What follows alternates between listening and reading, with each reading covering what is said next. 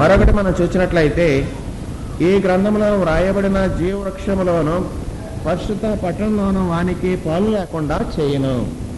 కాబట్టి రేపటి దినమందు మనకు అనుగ్రహించిన ఆ యొక్క పరిశుద్ధ పట్టణములో మనకు పాలు లేకుండా దేవుడు చేయని అంటూ ఉన్నారు. మరి మనం ఇక్కడ చూస్తూ ఉన్నాము. దాదాసాయి గారు అన్నారు, ఒకవేళ మనము చెప్తే ఇందులో తప్పులు రావచ్చు, కానీ ప్రభు అన్నారు, మీరు ఒకవేళ చెప్తే ఇందులో తప్పు రావచ్చు, కానీ నేనే స్వయముగా మీకు చెప్పుచూ ఉన్నాను గనక ఇందులో తప్పులు రావడానికి వీల్లేదని స్వయముగా ప్రభు అయ్యగారికి చెప్పగా అయ్యగారు మనకు చెప్పిన రీతిగా మనం చూస్తూ ఉన్నాము. కనుక దేవుడే స్వయముగా మనకు చెప్పుటను బట్టి ఏమి కనబడుతుంది, అందులో ఏ విధమైనటువంటి తప్పు కూడా కనబడదు అనేటువంటిది మనకు తేటగా కనబడుతున్నది. కనుక ఈ గ్రంథం ఒకటే ప్రత్యేకింపబడినదై ఉంటున్నది. మొదట దీవెన కనబడుతున్నది, చివరి శాపము కనబడుచున్న రీతిగా మనం చూస్తూ ఉన్నాము. కనుక వీటిని మనము గైకొనవలసిన వారమే అంటూ ఉన్నాము. మరొకటి మనం చూసినప్పుడు ఈ గ్రంథంలో రాసిన వారెవరు అని మనం చూసినట్లయితే ఆ తర్వాత మరలా నేను వివరిస్తాను. అపోస్తలుడైనటువంటి యోహాను గారు, ఈయన యేసుక్రీస్తు ప్రభు యొక్క రొమ్మను ఆనుకున్న శిష్యుడని మనం ఎరిగిన వారమై అంటూ ఉన్నాము. సరే, జాను గారిని గురించి, యోహాను గారిని గురించి తర్వాత నేను మీకు తెలియచేస్తాను. ఇంకోటి మనం చూసినట్లయితే యోహాను గారు దేవుని యొక్క అంతరంగమును ఎరిగిన వారై ఉన్నారు. నేను యోహాను సువార్త మీకు తెలియచేశాను. యోహాను సువార్తలు మనం చూసినప్పుడు దేవుని యొక్క అంతరంగమందు ఉన్నటువంటి విషయమును ఎరిగినటువంటి వారు యోహాను గారే. ఎందుకంటే యేసు రొమ్మున ఆనుకున్న శిష్యుడని ఆయనకు పేరున్నది. గనక యేసు రొమ్మున ఆనుకున్నటువంటి శిష్యుడైనటువంటి యోహాను గారు ఏం చేస్తున్నారు, దేవుని యొక్క అంతరంగమందు ఉన్నటువంటి విషయములను బయటకు తీసి మనకు తెలియచేయచ్చు అన్న రీతిగా మనము చూస్తూ ఉన్నాము. గనక మరి యోహాను గారి కన్నా మరి దీర్ఘంగా మరి ముందు కానీ వెనక కానీ వెళ్ళిన వారు ఎవరు కూడా వాక్య గ్రంథంలో వ్రాయబడిన వారు ఎవరూ లేరు, అనగా వ్రాసిన వారు ఎవరూ లేరు. ఎందుకంటే మరి మోషే గారు బైబిల్ గ్రంథమును వ్రాయటానికి మొదలుపెట్టారు. ఆదికాండ గ్రంథం వ్రాశారు. ఆదికాండ గ్రంథములో ఆది అనే మాట మొదలుపెట్టారు, కానీ అనాది అనే మాట కనబడడం లేదు. కానీ యోహాను గారు తన యొక్క సువార్తలో మనం చూసినట్లయితే అనాది అనే దానికి వెళ్ళిపోయిన రీతిగా మనం చూస్తూ ఉన్నాము. కాబట్టి అనాదిలో వాక్యం ఉండెను, ఆ వాక్యము దేవుని యొద్ద నుండేను, ఆ వాక్యమే దేవుడై ఉండేనని మనము చూస్తూ ఉన్నాము. కాబట్టి యోహాను గారి వలె మరి అనాదిలోనికి వెళ్ళగలిగినటువంటి శిష్యులైనటువంటి వారు కానీ, ప్రభు యందు ఉన్నటువంటి భక్తి కలిగినటువంటి వారు కానీ, ప్రాతలు వ్రాయగలిగినటువంటి భక్తులైన వారు కానీ మనకు కనబడడం లేదు. కాబట్టి యోహాను గారు అనాదిలోనికి వెళ్ళిపోయారు. అలాగే చివరి కాలమందు ఏమి జరగనై ఉంటూ ఉన్నవో వాటిని కూడా మనకు వ్రాసి ఉంచి ఉన్న రీతిగా మనము చూస్తూ ఉన్నాము. కనుక అనాదిలోనికి వెళ్ళి అనాదిలో ఉన్నటువంటి విషయములను గ్రహించి దేవుని ద్వారా వాటిని పొంది మనకు వ్రాయగలిగినటువంటి వారు యోహాను గారై ఉంటూ ఉన్నారు. మరొకటి మనం చూసినట్లయితే మరి ఈ పుస్తకంలో మరి దానియేలు గ్రంథంలో ఉన్నటువంటి అనేకమైనటువంటి విషయములను మనం చూస్తూ ఉన్నాము. దేవదాసయ్య గారు అన్నారు ఏంటంటే, మరి ప్రకటన గ్రంథంలోనికి రాకమునుపు యూదా పత్రిక చదవమన్నారు. అదే కాదు, దానియేలు గ్రంథము కూడా చదవమన్నారు. కాబట్టి దానియేలు గ్రంథంలో ఉన్నటువంటి విషయములను, యూదా పత్రికలో ఉన్నటువంటి విషయములను మనము నేర్చుకొని వాటిని బట్టి ప్రకటన గ్రంథంలో ఉన్నటువంటి విషయములను మనము చదవలసిన వారమై ఉంటూ ఉన్నాము.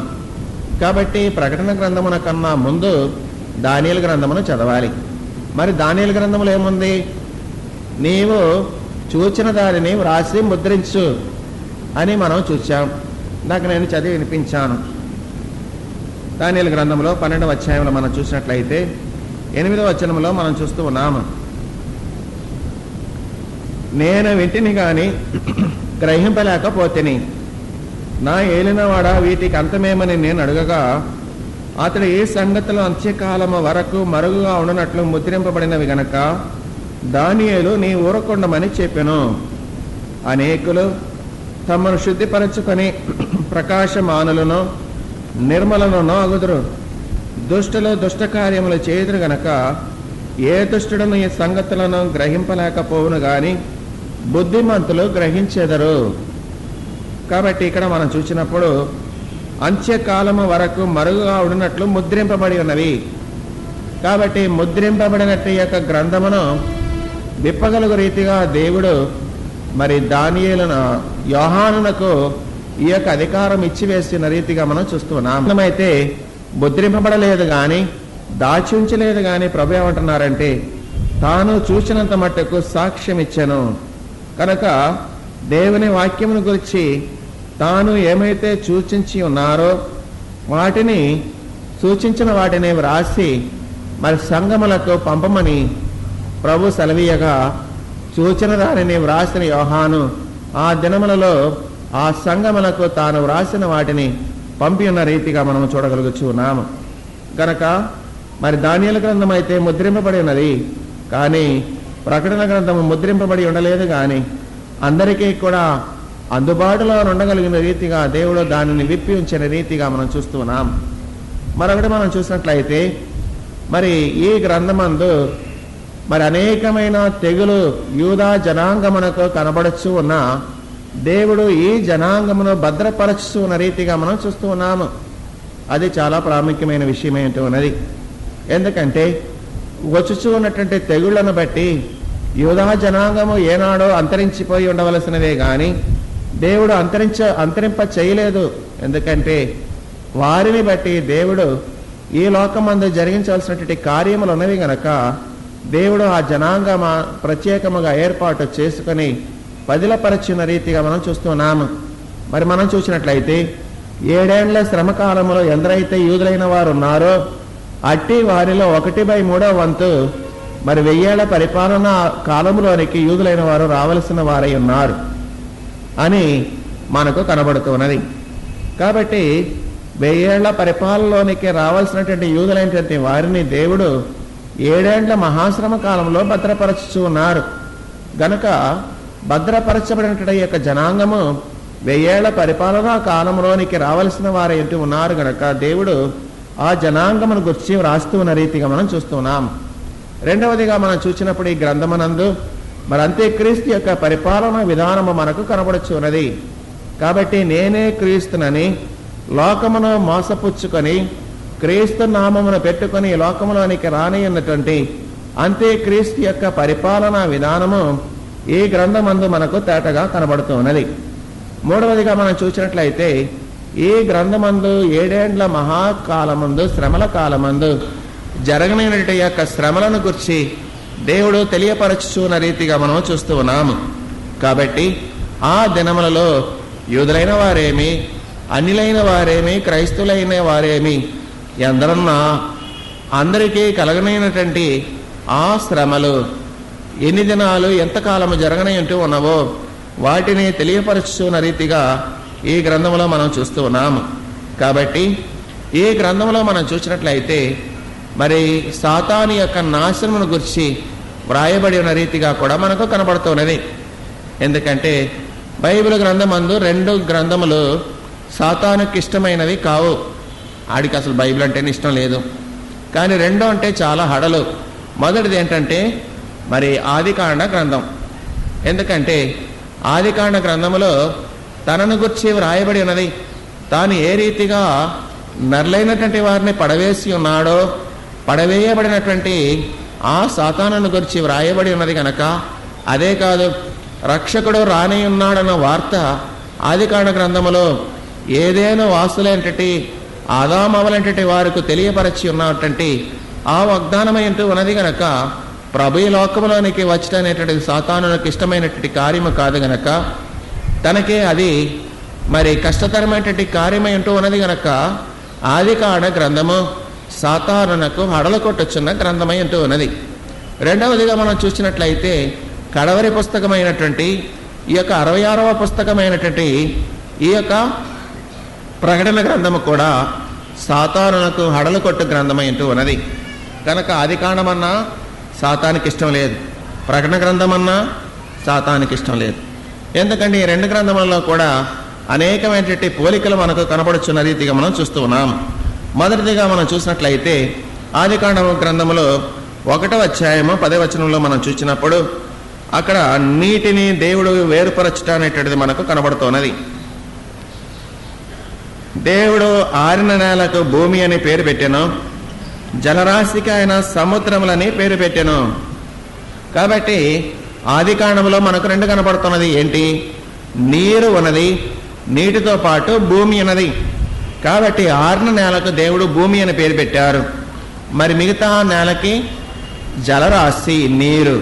కానీ ప్రకటన గ్రంథంలోనికి వచ్చేటప్పటికి మనం చూసినట్లయితే 21వ అధ్యాయంలో మనకు మొదటి ఒక మాట కనబడుతున్నది. అంతటా నేను క్రొత్త ఆకాశమును క్రొత్త భూమిని చూచెను. మొదటి ఆకాశము మొదటి భూమి గతించిపోయిను, సముద్రము ఇకను లేదు. కాబట్టి భూమి లేదు, సముద్రం లేదు. ఆది కాండములో భూమి ఉంది, సముద్రం ఉంది. ఈ రెండింటినీ కూడా దేవుడు నిర్మాణము చేసిన రీతిగా మనం చూస్తూ ఉన్నాము. కానీ ప్రకటన గ్రంథంలోనికి వచ్చేటప్పటికి ఏమి లేదు, సముద్రం లేదు, భూమి కూడా లేదు. ఇప్పుడున్నటువంటి ఈ భూమి కూడా మనకు కనబడలేదు. కాబట్టి ఆది కాండానికి ప్రకటన గ్రంథానికి అనేకమైనటువంటి పోలికలు మనకు కనబడుతున్న రీతిగా మనం చూస్తూ ఉన్నాము. రెండవదిగా మనం చూసినట్లయితే ఈ భూమినంతటినీ కూడా పరిపాలించగలుగు నిమిత్తమై ఏర్పాటు చేయబడినటువంటి దేవుని మనుజుడగు ఆదామును మనం చూస్తూ ఉన్నాము. కాబట్టి దేవుడు ఆదామును కలుగచేసి ఏమన్నారంటే, మరి దేవుడు తన స్వరూపమందు నరుని సృజించెను, దేవుని స్వరూపమందు వానిని సృజించెను, స్త్రీనిగాను పురుషునిగాను వాని సృజించెను. దేవుడు వారిని ఆశీర్వదించెను. ఎట్లనగా, మీరు ఫలించి అభివృద్ధి పొంది విస్తరించి భూమిని నిండించి దానిని లోబరచుకొనడి. కాబట్టి భూమిని లోబరచుకోగలుగు నిమిత్తమును, ఏలికలుగా ఉండగలుగు నిమిత్తము దేవుడు ఆదామునకు ఆధిక్యత ఇచ్చి ఉన్నారు. కానీ భూమిని ఆదాము లోబరచుకోలేకపోయినాడు, భూమిని ఆదాము ఏలలేకపోయినాడు. కనుక అతడే మరి విఫలుడైన రీతిగా మనం చూస్తున్నాం. రెండవదిగా మనం చూసినట్లయితే మరి ఒక ఆదాము 21వ అధ్యాయంలో మనకు కనబడుతున్నాడు. 9వ వచనంలో 21:9 మనం చూస్తే, అంతటా ఆ కడపటి 7 తెగలతో నిండిన 7 పాత్రలను పట్టుకొని ఉన్న 7 దేవదూతలలో ఒకడు వచ్చి, ఇటు రమ్ము, పెళ్లి కుమార్తెననగా గొర్రెపిల్ల యొక్క భార్యను నీకు చూపేదనని నాతో చెప్పి అని మనం ఇక్కడ చూస్తూ ఉన్నాము.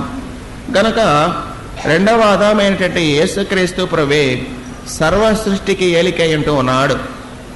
ఆయనకు ఒక భూమియే కాదు, ఆకాశము భూమి సర్వలోకములో కూడా ఆయనకు మరి ఏలికలుగా, ఆయనలో ఏలికలుగా ఉన్న రీతిగా మనం చూడగలుగుతున్నాము. నరలేనటువంటి వారికి అలాంటి ఏలికత్వం దేవుడు ఇచ్చారు, కానీ వాటిని వారు పొందలేకపోయారు. మా దేవదాసాయి గారి యొక్క జీవితంలో మనం చూసినట్లయితే ఆయన పరలోకానికి వెళ్ళగలిగారు, భూలోకమందు ఉన్నారు, భూలోకము క్రింద ఉన్నటువంటి పాతాళానికి కూడా వెళ్ళారు. అందుని బట్టి మనం చూసినట్లయితే ప్రభు ఒక మాట అన్నారు, మీరు భూదిగంతముల వరకు వెళ్ళి నా సువార్తను ప్రకటించండి.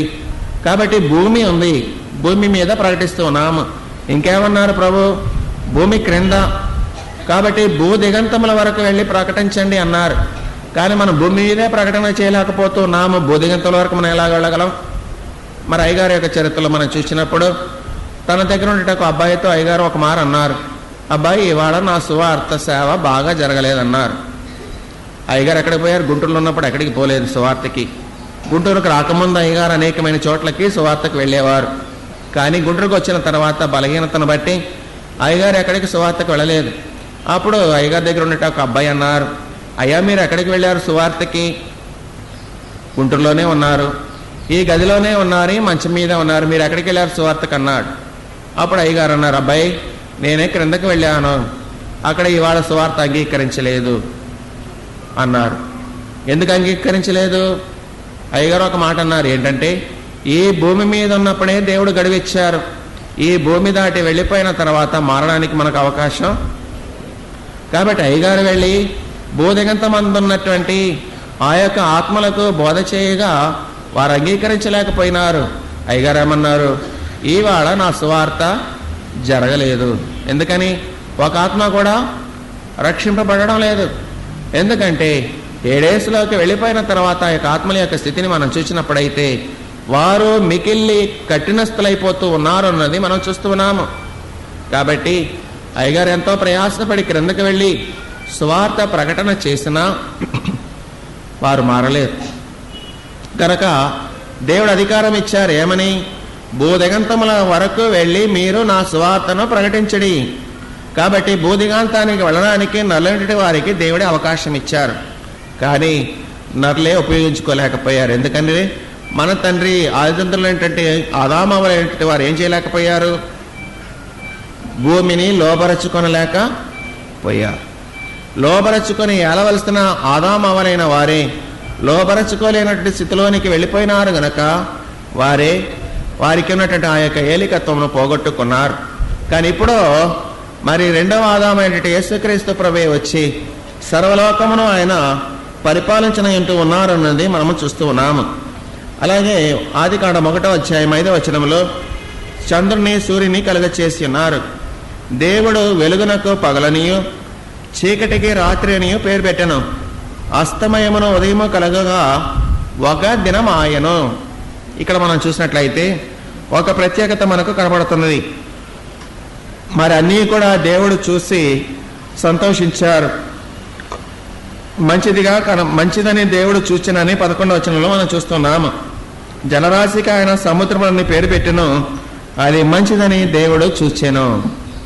కానీ ఇక్కడ మనకు కనబడినట్లయితే దేవుడు వెలుగునకు పగలనియు చీకటికి రాత్రి అనియు పేరు పెట్టెను. అస్తమయమును ఉదయమును కలగగా ఒక దినం ఆయను. కాబట్టి ఇది మంచిదిగా కనబడడం లేదు. ఎందుకని? అక్కడ ఏముంది? చీకటి. కాబట్టి చీకటి ఎవరికి ఆధారం? సాతానునకు ఆధారమైంటూ ఉన్నది. గనక పగలు మంచిదే, పగలు మంచిదిగా కనబడొచ్చున్నది, కానీ చీకటి మాత్రం మంచిది కాదు. ఎందుకంటే చీకటికి అధికారం ఉన్నది అని మనం పాడుకుంటున్నాం. కాబట్టి చీకటికి, అమావాస్య చీకటికి అధికారం అన్నది ప్రియులారా అని మనం పాడుకోవడం లేదా? కాబట్టి చీకటికి ఏముంది? దేవుడు అధికారం ఇచ్చారు. ఈ చీకటి ఏం చేస్తుంది? నరులైనటువంటి వారిని పాడు చేస్తూ ఉన్నది. కాబట్టి అధికారం ఉన్నది వాటికి కూడా. గనక సృజించినటువంటి ప్రభువే ఏం చేస్తున్నారు? మంచిది అని చెప్పలేదు. ఎందుకంటే చీకటి ఉన్నది కనుక పగలుంది, చీకటి ఉంది. అదే ప్రకటనలోనికి వచ్చేటప్పుడు మనం చూసినట్లయితే అక్కడ మనకు చీకటితో పని లేదని మనం చూస్తున్నాం. 22వ అధ్యాయం 5వ వచనము. రాత్రి ఇక ఎన్నడనూ ఉండదు, దీపకాంతి అయినను సూర్యకాంతి అయినను వారికి అక్కరలేదు. దేవుడైన ప్రభే వారి మీద ప్రకాశించును, వారు యుగ యుగములో రాజ్యము చేయుదురు. కాబట్టి రాత్రి ఇక ఎన్నడనూ ఉండదు. మరి ఆదికాండములో రాత్రి ఉన్నది, కానీ ప్రకటన గ్రంథం వచ్చేటప్పటికి ఏముంది? ఆ చీకటి, ఆ రాత్రే పోయింది. కాబట్టి ఇక రాత్రి ఎన్నడూ కూడా కనపడదు. ఎందుకని? సూర్యకాంతి వారికి అక్కర్లేదు. అక్కడ సూర్యుడు ఉండగా పగలన్నారు. ఇప్పుడు సూర్యుడితో కూడా పని లేదు. ఏముంది? దేవుడైన ప్రభువే వారి మీద ప్రకాశించను. కాబట్టి ఆదికాండములో పగలుంది, రాత్రి ఉంది. కానీ ప్రకటన వచ్చేటప్పటికో పగలు లేదు, రాత్రి లేదు, ఎప్పుడు కూడా ఒకే కాంతి. ఏం కాంతి? కాంతి దేవుడైన ప్రభువే వారి మీద ప్రకాశించును అని మనం చూస్తూ ఉన్నాము. గనక రాత్రి లేదు, పగలు లేదు. 4వదిగా మనం చూసినట్లయితే ట్రీ ఆఫ్ లైఫ్ అనగా జీవమునిచ్చు వృక్ష ఫలము. కాబట్టి జీవమిచ్చు ఫలము, జీవవృక్షం అనేటువంటిది మనకు అక్కడ కనబడుతుంది. గనక ఆ జీవవృక్ష ఫలములను అందుకని తినకుండగా దేవుడు ఏం చేశాడు? ఆదామవలైనటువంటి వారిని ఏదైనా వనములో నుండి బయటకు పంపివేసి అన్న రీతిగా మనం చూస్తున్నాము. కాబట్టి జీవవృక్ష ఫలముల యొక్క ఫలితం అక్కడ కనబడడం లేదు. కానీ ప్రకటన గ్రంథంలో మనం చూసినట్లయితే 22వ అధ్యాయంలో 2వ వచనము, ఆ పట్టణపు రాజవీధి మధ్యను ప్రవహించుట ఆ దూత నాకు చూపెను. ఆ నది యొక్క ఈవలను ఆవలను జీవవృక్షం ఉండెను. అది నెలకు ఫలించు 12 కాపులు కాయను. ఆ వృక్షం యొక్క ఆకులు జనములను స్వస్థపరచుటకై వినియోగించును. కాబట్టి నెలకు ఫలములను అనుగ్రహించుచు ఉన్నటువంటి జీవవృక్ష ఫలములను ఇచ్చినటువంటి ఆ యొక్క వృక్షము ప్రకటన గ్రంథంలో మనకు కనబడుచు ఉన్నది. గనక మరి ఆ జీవవృక్ష ఫలమున యొక్క ఫలములను అనుభవించినటువంటి ఆదాము అనేటువంటి వారిని మనం చూస్తూ ఉన్నాము. కానీ ఇక్కడ మరి రెండవ ఆదాము భార్య అంటే గొర్రెపిల్ల భార్య అంటే ఈ సంఘము కూడా ఆ జీవవృక్ష ఫలములను అనుభవించచ్చు, ఆకులను స్వస్థపరచుటకై వాడుకొనుచున్నటువంటి యొక్క విధానమును కూడా మనము చూడగలుగుతూ ఉన్నాము. గనక ట్రీ ఆఫ్ లైఫ్ అనగా జీవమనిచ్చే వృక్షము కనబడుతున్నది. మరొకటి మనం చూసినట్లయితే 5వదిగా కర్స్ ఆఫ్ ద గ్రౌండ్, నేల శపింపబడెను. ఎందును బట్టి? ఆదాము వాళ్ళు చేసినటువంటి యొక్క తప్పును బట్టి నేల శపింపబడిన రీతిగా మనం చూస్తూ ఉన్నాము. 3వ అధ్యాయము ఆదికాండము 17వ వచనములో, నీవు నీ భార్య మాట విని తినవద్దని నేను నీకు ఆజ్ఞాపించిన వృక్ష ఫలములు తింటివి గనక నీ నిమిత్తము నేల శపింపబడి ఉన్నది. కాబట్టి ఆదికాండ గ్రంథంలో ఏముంది? ఈ లోకమందు నల్లటి వారి కొరకు సృజింపబడినటువంటి యొక్క భూమి శపింపబడినది. కానీ ప్రకటన గ్రంథంలోనికి వచ్చి మనం చూసినప్పుడు మరి శాపం అనేటువంటిది మనకు కనబడడం లేదు. 22:3 ఇక మీదట శాపగ్రస్తమైనది ఏది దానిలో ఉండదు, దేవుని యొక్కయు గొర్రెపిల్ల యొక్కయు సింహాసనము దానిలో నుండను. కాబట్టి ఆదామవులైనటువంటి వారు పాపములో పడిపోయినారు గనక వారి కొరకు ఏర్పాటు చేయబడినటువంటి యొక్క భూమి ఏమైపోయింది? శాపగ్రస్తమైనది. కానీ ఇక్కడ మనం చూసినట్లయితే ప్రకటన గ్రంథములో ఇక మీదట శాపగ్రస్తమైనది ఏది దానిలో నుండదు, దేవుని యొక్కయు గొర్రెపిల్ల యొక్కయు సింహాసనము దానిలో నుండను. కాబట్టి అక్కడ శపింపబడింది నేల, కానీ ఇక్కడో శాపగ్రస్తమైనది ఏది లేదు అని మనం చదువుకుంటూ ఉన్నాము.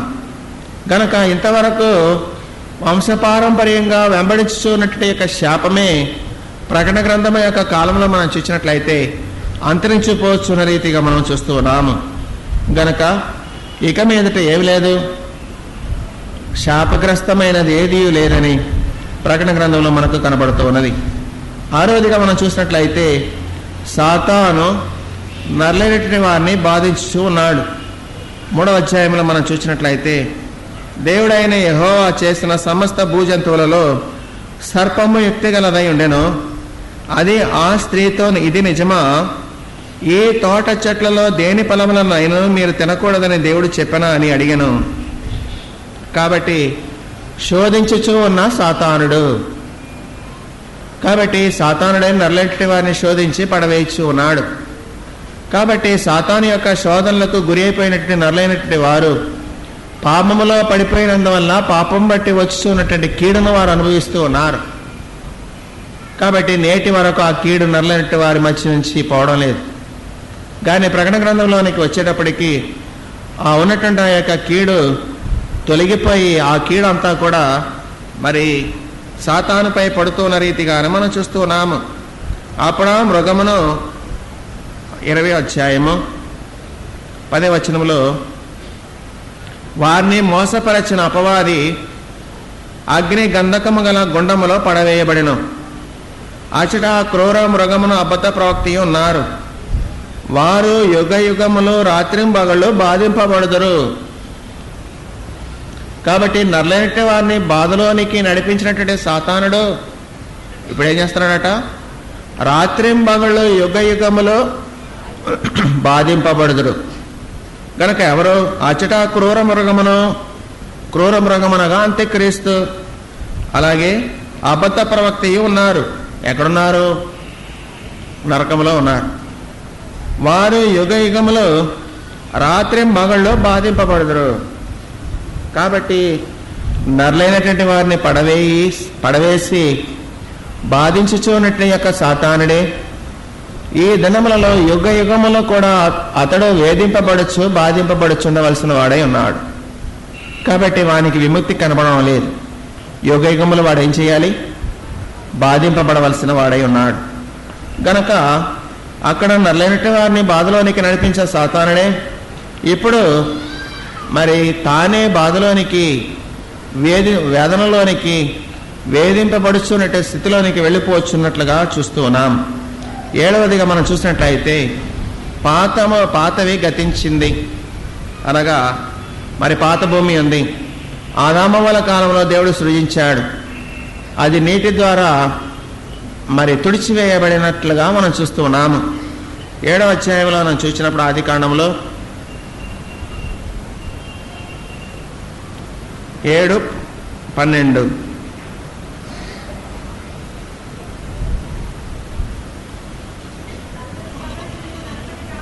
40 పగలును 40 రాత్రులను ప్రచండ వర్షము భూమి మీద కురిసెను. కాబట్టి ప్రచండ వర్షము కురిసి ఏమైంది? భూమి అంతరించిపోయింది.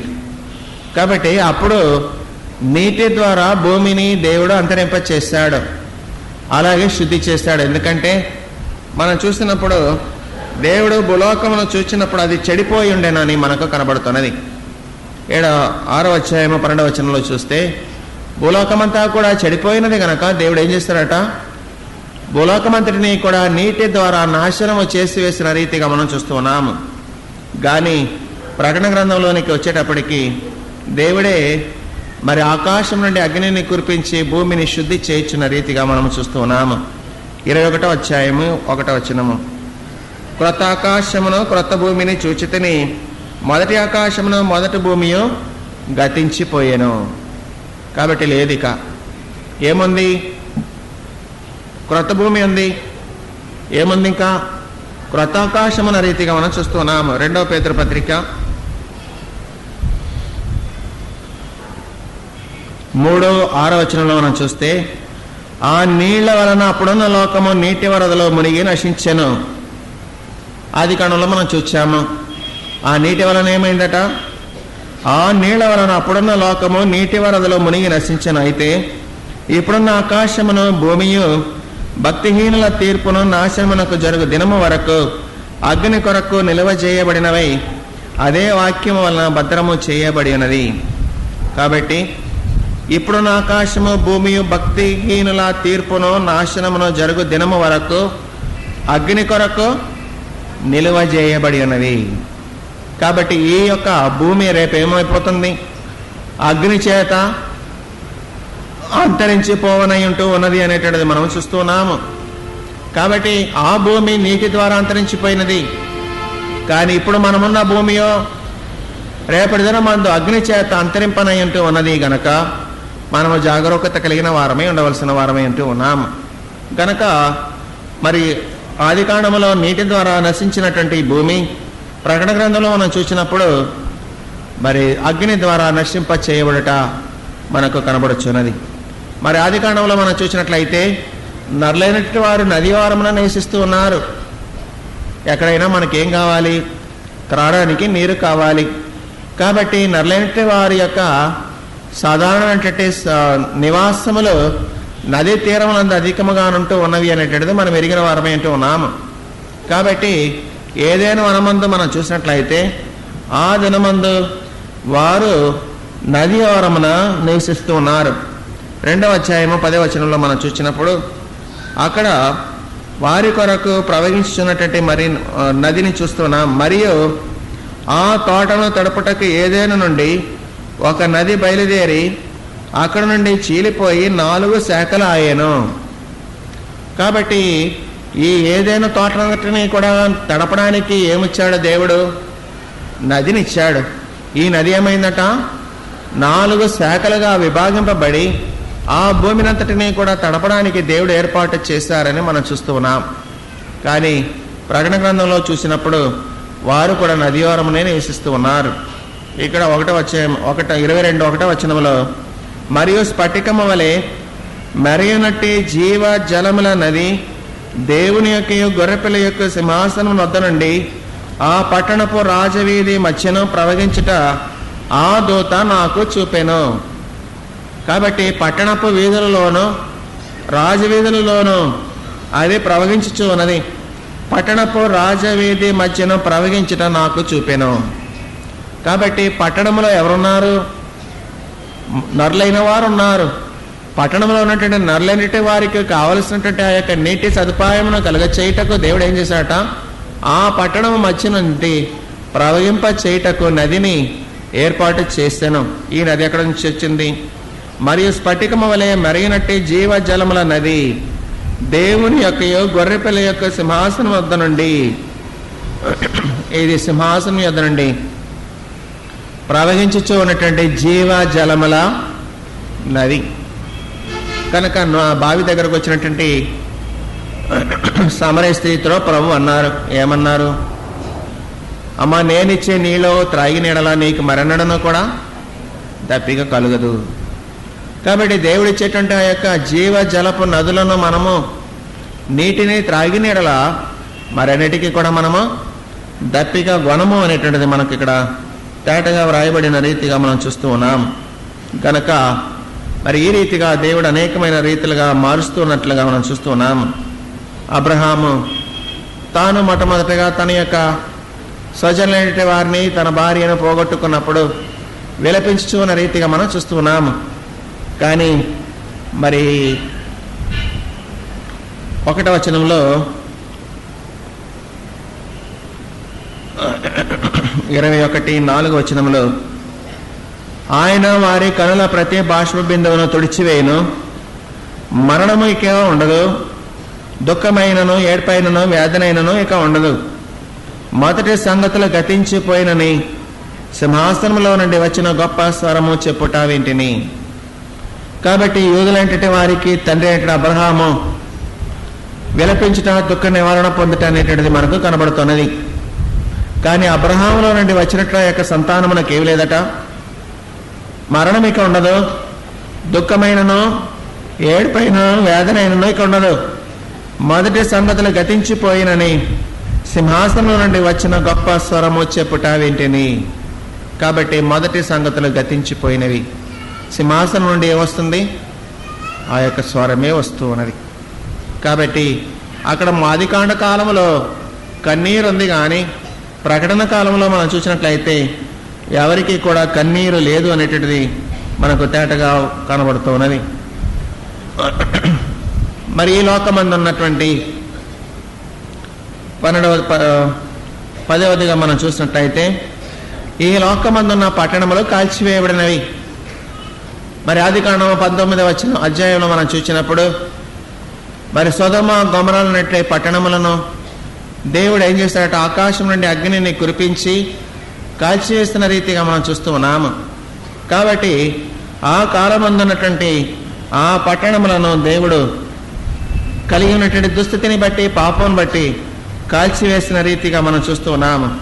కానీ ఇక్కడ మనం చూసినట్లయితే 21:2 మరియు నేను నూతన యెరూషలేమును, ఆ పరిశుద్ధ పట్టణము తన భర్త కొరకు అలంకరింపబడిన పెళ్లి కుమార్తె వలె సిద్ధపడి పరలోకమందున్న దేవుని యొద్ద నుండి దిగి వచ్చుట చూచి తిని. కాబట్టి ఆ యొక్క పరిశుద్ధ పట్టణము యెరూషలేము పట్టణము అది ఆ గొర్రెపిల్ల కొరకు సిద్ధపడుచున్న రీతిగా మనం చూస్తూ ఉన్నాము. కాబట్టి ఆ పట్టణము పాడైపోయినది, కానీ రేపటి దినమందు దేవుని కొరకు ఎదురు చూస్తున్నట్టు ఈ యొక్క పట్టణమే పరిశుద్ధమయమై దేవుని యొక్క రాక కొరకు చూస్తూ ఉన్న రీతిగా మనము చూడగలుగుతున్నాము. అలాగే మరి ప్రకటన గ్రంథంలో ఆదికాండములో మనం చూసినట్లయితే చిట్ట అధ్యాయంలో మరి స్వదేశమును విడిచిపెట్టి వెళ్ళిపోవస్తున్నటువంటి వారితో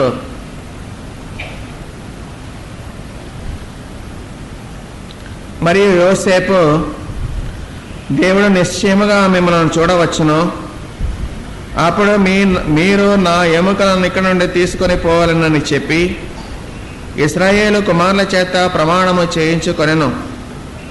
యోసేపు 110 సంవత్సరము గలవాడై మృతి పొందెను. వారు సుగంధ ద్రవ్యములతో అతని శవమును సిద్ధపరిచి ఐగుప్తు దేశమందు ఒక పెట్టెలో నుంచిరి. కాబట్టి ఐగుప్తు దేశంలోనికి ప్రవేశించినటువంటి అబ్రహాము సంతానం యొద్ద ఏముంది? శల్యములున్న సమాధి పెట్టే. కాబట్టి యోసేపు యొక్క శల్యమును వారు మోసుకొని వెళుచున్న రీతిగా మనం చూస్తున్నాము. అతడు ఏం చేశాడట, అబ్రహాం ఇస్సాకు యాకోబులతో ప్రమాణము చేసి ఇచ్చిన దేశమునకు మిమ్మల్ని తీసుకొని పోను, దేవుడు నిశ్చయముగా మిమ్మల్ని చూడవచ్చును, అప్పుడు మీరు నా ఎముకలను ఇక్కడ నుండి తీసుకొని పోవలెను.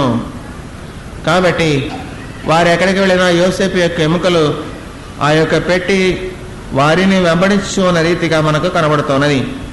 కానీ మరి ప్రకటన గ్రంథంలో మనం చూసినప్పుడైతే ఇక మరణము ఉండదు, వారి కనుల ప్రతి బాష్పం మధ్యలో తుడిచివేయును.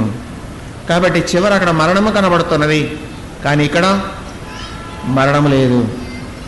కాబట్టి మొదటి సంగతులు గతించిపోయినని సింహాసనంలో నుండి వచ్చిన గొప్ప స్వరము చెప్పుట నేను వింటిని.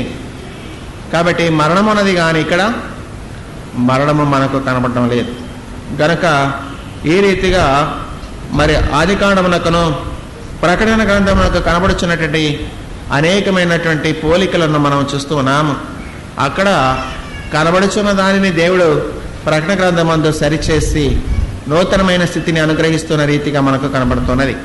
అలాగే ప్రకటన గ్రంథం అంతా కూడా చూసినట్లయితే 7 అను సంఖ్య ప్రాముఖ్యమైనటువంటి అంశమును కలిగినదై ఉంటూ ఉన్నది, ప్రాముఖ్యత కలిగినదై ఉంటూ ఉన్నది. అలాగే 12 మరి నేను వివరించడానికి సమయం లేదు, కానీ క్లుప్తంగా 2 మాటలు చెప్పి నేను ముగిస్తాను.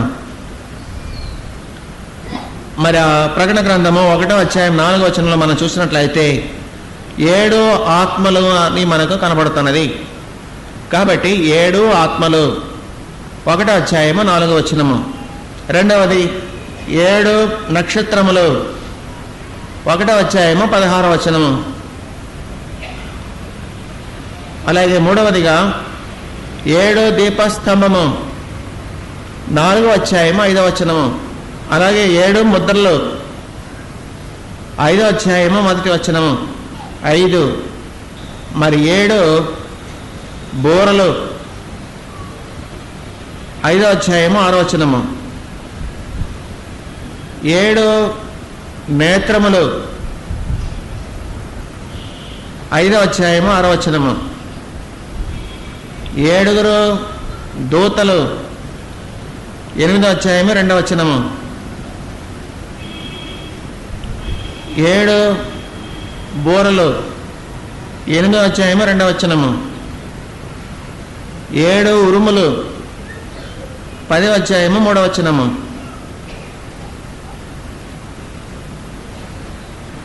7 తలలు 12వ అధ్యాయము 3వ వచనము.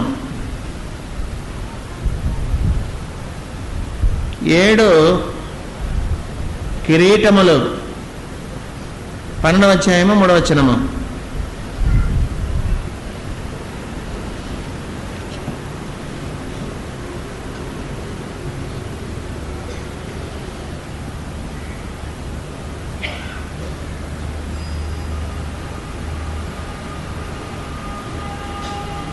7 తెగుళ్ళు 15వ అధ్యాయము 1వ వచనము.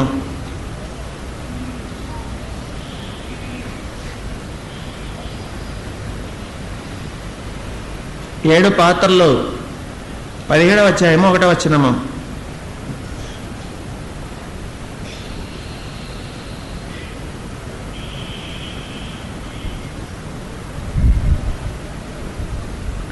7 పర్వతములు 17:9.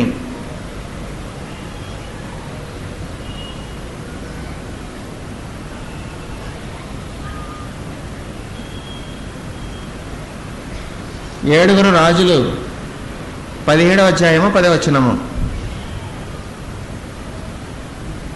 కనుక ఈ అధ్యాయం ఈ గ్రంథం అంతటా కూడా మనం చూసినప్పుడు 7, 7, 7 అనేటువంటి మాట మనకు ప్రాముఖ్యముగా కనబడుతున్నది. అందుతో పాటు 12 అనేటువంటిది కూడా మనకు ప్రాముఖ్యమైనటువంటి అంకె. 12 గోత్రములని మనకు కనబడుతున్నది 7వ అధ్యాయము 4వ వచనము. అలాగే 12 నక్షత్రములు 12వ అధ్యాయము 1వ వచనము. 12 గుమ్మములు 21వ అధ్యాయము 12వ వచనము.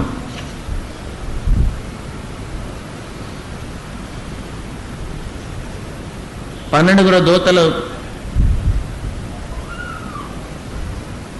12 దేవదూతలు 12వ అధ్యాయము 12వ వచనము. 12 పునాదులు 21వ అధ్యాయము 14వ వచనము. 12 శిష్యులు 21-14 అనగా అపోస్తలులు.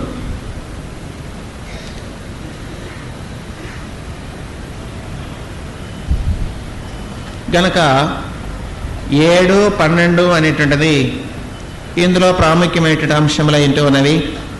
మరి గ్రంథం అంతా కూడా వివరించేటప్పుడు వాటి యొక్క వివరములు నిదానముగా నేను మీకు తెలియచేస్తాను. కనుక ఈ రీతిగా దేవుడు యోహానును ఏర్పాటు చేసుకొని రేపటి దినమందు భూలోకమందు జరగనట్టే సంగతులన్నిటినీ కూడా యోహానుకు ప్రత్యక్షంగా చూపించారు. యోహాను పద్మశ్లంకలో ఒంటరిగా ఉన్నాడు. ఒంటరిగా ఉన్నట్టు సమయమునందు దేవుడే తన యొద్ద సందు చేసుకుని వచ్చి యోహానుతో కూర్చుండి మాట్లాడొచ్చున్న రీతిగా మనం చూస్తూ ఉన్నాము. మాట్లాడినటువంటి ప్రభువే రానున్నటువంటి దినంలో జరగనటువంటి కార్యములను యోహానుకు చూపించి ఇవి వ్రాసి నీవే సంఘములకు తెలియచేయమన్న రీతిగా మనం చూస్తున్నాము. కనుక క్రీస్తు వచ్చి వెళ్ళిపోయిన తర్వాత 96వ సంవత్సరము యోహాను గారు ఈ ప్రకటన గ్రంథంలో రాయటకు తాను మొదలుపెట్టిన రీతిగా మనకు చరిత్రలో కనబడచ్చు అనేది. కనుక ఈ గ్రంథము పవిత్రమైన గ్రంథము. ఈ గ్రంథమందు ప్రకటింపవలసినటువంటి అనేకమైనటువంటి కార్యములు ఉంటూ ఉన్నవి కనుక వీటిని మనము జాగ్రత్తగా మరి సరిచూసుకొని గ్రహించి గైకొని ధన్యులైనటువంటి కృపాభాగ్యము తండ్రి మనకు అనుగ్రహించును గాక. మా పరలోకపు తండ్రి, నీవు మా కొరకు వ్రాసి ఉంచి ఉన్నట్టు పవిత్రమైన గ్రంథమును నేటి దినమందు పరిశీలన కలిగినటువంటి కృపాభాగ్యం నీవు మాకు అనుగ్రహించి ఉన్నావు. గనక వీటిని గ్రహించట కష్టతరమైన నీవు మా తండ్రి నీ ఆత్మలో మాలో నుంచుటను బట్టి మమ్మల్ని నడిపించి వాడవేంటూ ఉన్నావు. గనక ఈ గ్రంథంలో ఉన్నటువంటి మర్మమైనటువంటి విషయములను మేము గ్రహించిన వారమై ఉండి నీ రాక కొరకు మేము సిద్ధపడగలుగు నిమిత్తమును ఈ లోకమందు రేపటి దినమందు ప్రవేశించనయ్యన్నట్టి మహాభయంకరమైన ఉగ్రతలోనికి మేము ప్రవేశించి వారమై ఉండక మమ్మల్ని నీవే భద్రపరిచి నడిపించమని యేసు నామమున అడుగుచున్నాము తండ్రి. ఆమేన్. ప్రభునందు ప్రియులారా, ప్రభు నామమున కృపా సమాధానములు మెండుగా మీకు కలుగును గాక. ఆమేన్. ప్రకటన గ్రంథంలో ఉన్నటువంటి విషయములను మనము తరచి చూస్తున్నాము. ఈ దినమందు అసలు గ్రంథంలోనికి వెళ్ళక పూర్వము ఈ గ్రంథములో కలిగినటువంటి ఉపోద్ఘాతమును కొంతవరకు మనము పరీక్షించవలసిన వారమై ఉంటూ ఉన్నాము. ఇది ఒక ప్రత్యేకింపబడినటువంటి పుస్తకమై ఉంటూ ఉన్నది. ప్రకటన అనేటువంటిది మిగతా 65 పుస్తకముల సారాంశము వేరు. ఈ యొక్క 66వ పుస్తకం యొక్క సారాంశము వేరై ఉంటూ ఉన్నది. ఇది మరి ప్రత్యేకింపబడినటువంటి నూతనమైనటువంటి ఒక ప్రపంచమును మనకు తెలియచేయచ్చు అన్న రీతిగా మనము చూడగలగచ్చు ఉన్నాము. ఈ గ్రంథమును చదువుచూ ఉన్నటువంటి మనము గ్రహించటం అనేటువంటిది కష్టతరమైనట్టు ఉన్నది. ఎందుకంటే ఇందులో అనేకమైనటువంటి విప్పుడు కథల వంటి అనేకమైన రూపములను అనేకమైనటువంటి వాక్యములను చూస్తూ ఉన్నాము.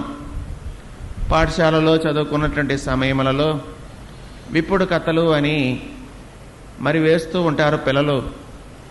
ఆ రీతిగానే ఈ వాక్యమంతయు కూడా చదువుతున్నటువంటి సమయంలో మనకు అర్థము కానిది మరి బహిరంగంగా కనబడక ఆంతరంగికంగా దాని యొక్క అర్థము తెలుసుకోలేనటువంటి స్థితిలో ఈ గ్రంథం అంతా కూడా వ్రాయబడి ఉన్న రీతిగా మనము చూస్తూ ఉన్నాము. ఒకవేళ ఆత్మీయత లేనటువంటి వారు ఈ గ్రంథమును చదవగలిగినట్లయితే ఒకవేళ ఈ గ్రంథమును పరిపూర్తి చేసే సమయానికి వారు పిచ్చివారైపోతారేమో అని కూడా మనం అనుకోవచ్చు. గనక ఈ గ్రంథమును గురించి చదువుట కానీ ఈ గ్రంథమును గురించి వివరించుట కానీ ఏ గ్రంథమును గురించి తెలియచెప్పట కానీ కష్టతరమైనటువంటి కార్యమే.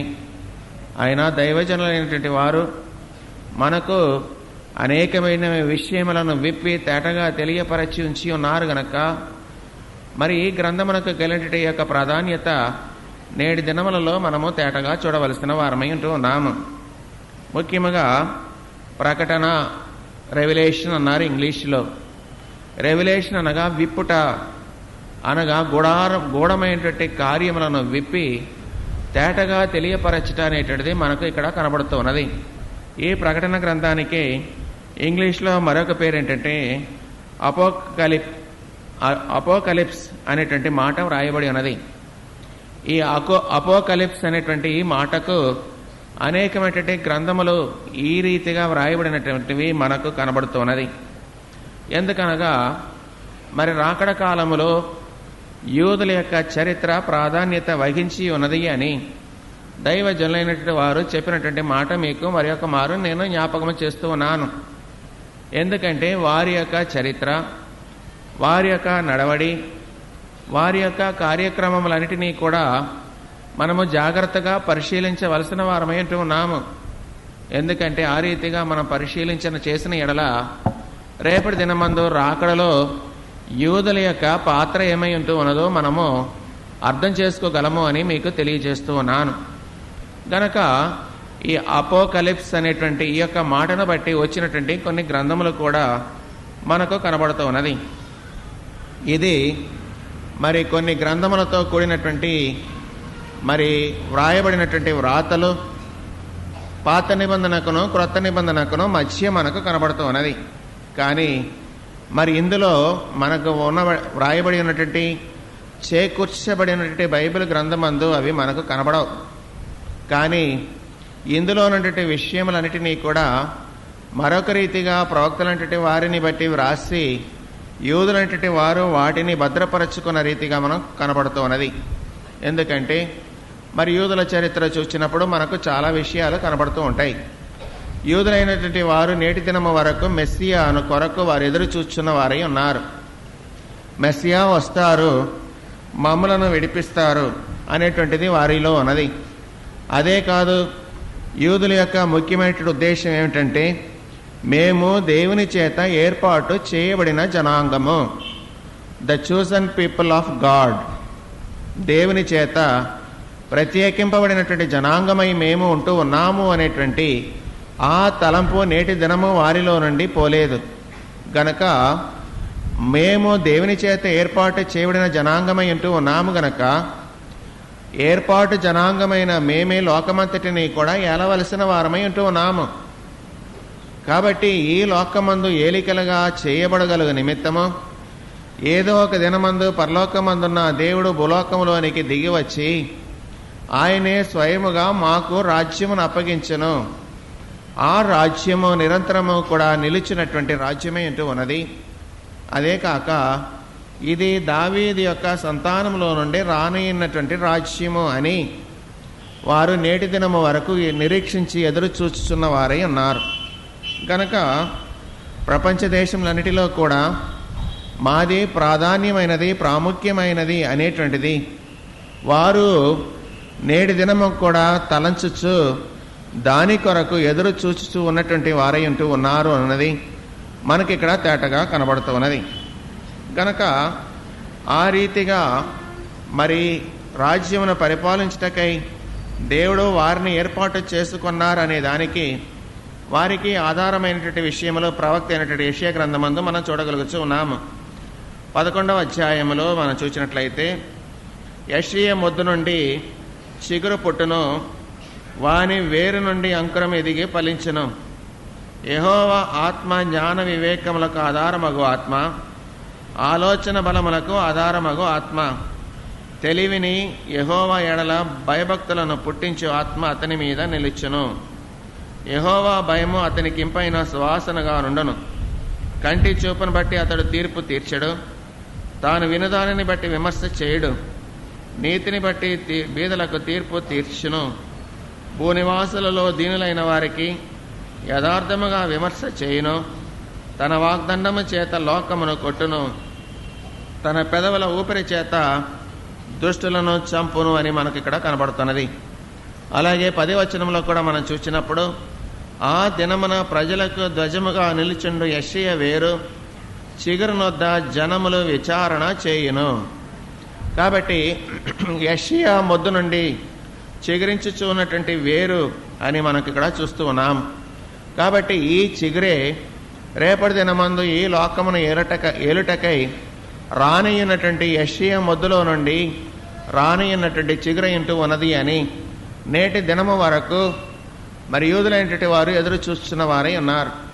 కానీ క్రైస్తవులమైనటువంటి మనము ప్రభువును సూచించున్నటువంటి వాక్యముగా మనము నేటి దినమందు పరిగణించున్నాము. కానీ యూదులైనటువంటి వారు మా కొరకు మెస్సియా రాని ఉన్నారు గనక ఆ మెస్సియా యూదులలో నుండి, అలాగే దావీదు యొక్క సంతానములో నుండి, దావీదు యొక్క ఏర్పాటులో నుండి రాని ఉంటూ ఉన్నాడని వారు ఎదురు చూస్తూ ఉన్నారు. కాబట్టి ఆ రీతిగా రానయ్యున్నటువంటి దేవుని యొక్క రాజ్యమునకు ముందుగా జరగనైనటువంటి కార్యములేవో వీటన్నిటినీ కూడా యూదులైనటువంటి వారు తాము ముందుగానే వ్రాసి పదిలపరచుకున్నారు. ప్రవక్తలంటే వారు ఆయా సమయమునందు వ్రాసినటువంటి యొక్క వ్రాతలంటినీ కూడా వారు తీసి పదిలపరచి దానికి కూడా అపోకలిప్స్ అనేటువంటి మాట ద్వారా ఆ నామకరణము వారు చేసి ఉన్నారు. గనక ప్రకటన, రెవల్యూషన్ అనగా దాచబడిన దానిని విప్పుట అనేటువంటిది మనకు కనబడుతున్నది. గనక యోహాను కాలంలో దేవుడు యోహానుకు మరి ఒక రీతిగా చూపించారు.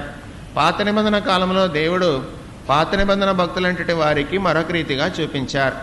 ఎందుకంటే ఈ విషయాలన్నీ కూడా కఠినమైనటివి కనుక మరి మీరు జాగ్రత్తగా వినకపోతే అర్థం కాదు. ఒకవేళ మీరు విన్నా అర్థము కానివి చాలా మనకు ఇక్కడ కనబడుతూ ఉంటాయి.